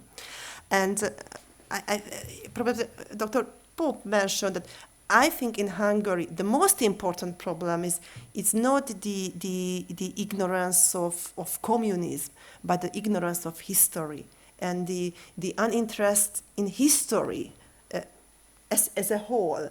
And in the time of mass media, it's a very hard task to make it interesting. And I think this is the point. You mentioned compelling personal stories, and this is my personal experience as well. That when in the media you saw the pictures of killing from day to day, it's very difficult to reach the interest of this young generation by statistics.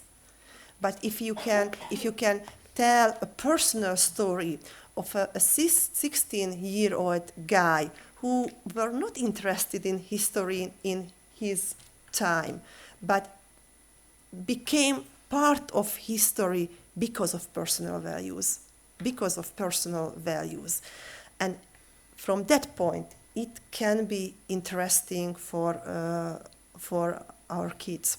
So I really agree with you that compelling and creditable personal stories can be this narrow path or this window through which we can somehow reach this generation. And what is my other experience, personal experience? I have no statistics about it. That if we could find a common point, these guys are very, very open to have.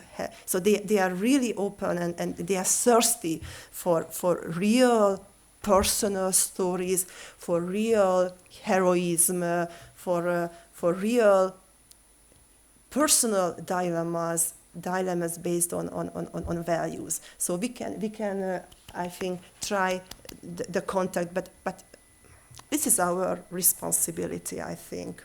Yes, that's not easy.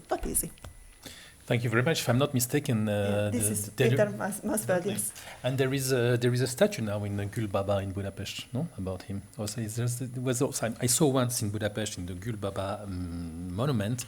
There is now a statue of a young man who died in '56. If I'm not mistaken, it must be him. Thank you. And so at the end, for your and so at the end, again, it's a matter of cultural fightings. It's not only to fight the real wars, as Elio Gallego said at the beginning, but also, the biggest one. We still have time for one last question, gentlemen, por favor. Muchísimas gracias otra vez. Yo quería preguntar si, como en Alemania se produjo un proceso de desnazificación que duró aproximadamente 17 años y que afectaba, lo digo por el momento que hemos hablado en relación con la pregunta del caballero, a nivel de familias, a nivel de personas, la desnazificación precisamente iba sobre personas concretas, ¿no? Y esto duró, como digo, 17 años aproximadamente, hasta donde sé. Quería saber si en Hungría se había puesto en marcha de alguna manera algún proceso similar que podríamos llamar de descomunistización, por llamarlo de alguna manera, y si eso se había puesto en marcha, si continuaba y si de alguna manera también en relación con esto último, desde un punto de vista, yo creo que todos sabemos que a cualquier joven, por poco interesado que esté en política, si le enseñas una cruz gamada es como enseñarle una cruz del mal, lo que está muy bien, claro. Pero, curiosamente, al menos en España, con la hoz y el martillo, no ocurre eso. En Hungría, con independencia que la gente joven no asimile con tantas ganas cuestiones relacionadas con muertes y asesinatos, etcétera, lamentablemente, hay algún tipo de... Ya me han dicho que está prohibido el Partido Comunista y creo también recordar la hoz y el martillo, pero... De alguna forma, los jóvenes tienen interiorizados que esa simbología es igual que la cruz gamada, un símbolo del mal casi absoluto. Gracias.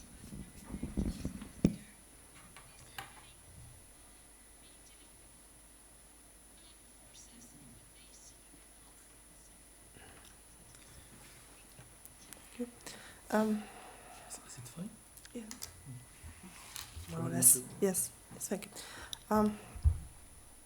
I think this decommunization process is, as I said in my lecture, it was a very, very complex and not straightforward process with many difficulties, with many failures. I must say, very strong counter interests arose after the fall of communism, and I think it's still an ongoing procession, even though I must admit that the conservative government, when they was in power, made a lot of governmental decision to enforce or to strengthen this anti-communist position. But the governmental level is just one level. The social level, the public discourse is another level, and I think it's still a long process to say that we reached what we wanted. But shortly, this is my answer, that it's not very easy, not very easy. We are barely 5 minutes late, which is, as such, already a very, very good news and something that does not always happen. But allow me again to thank the organization of this conference and especially Mrs. Rika Fölvári-Kis, because you gave us again a very, very precise and very honest insight about those initiatives that have been already launched in Hungary and from which I think we can very, very much learn.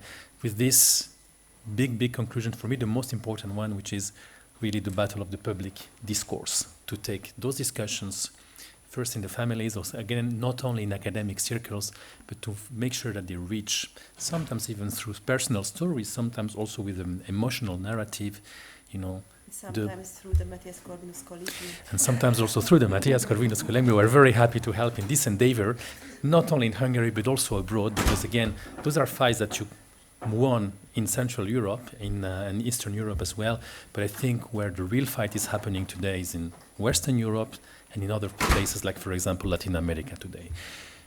Millions of thanks, Mrs. Kish, and muchísimas gracias a todos, incluido a los organizadores. Gracias.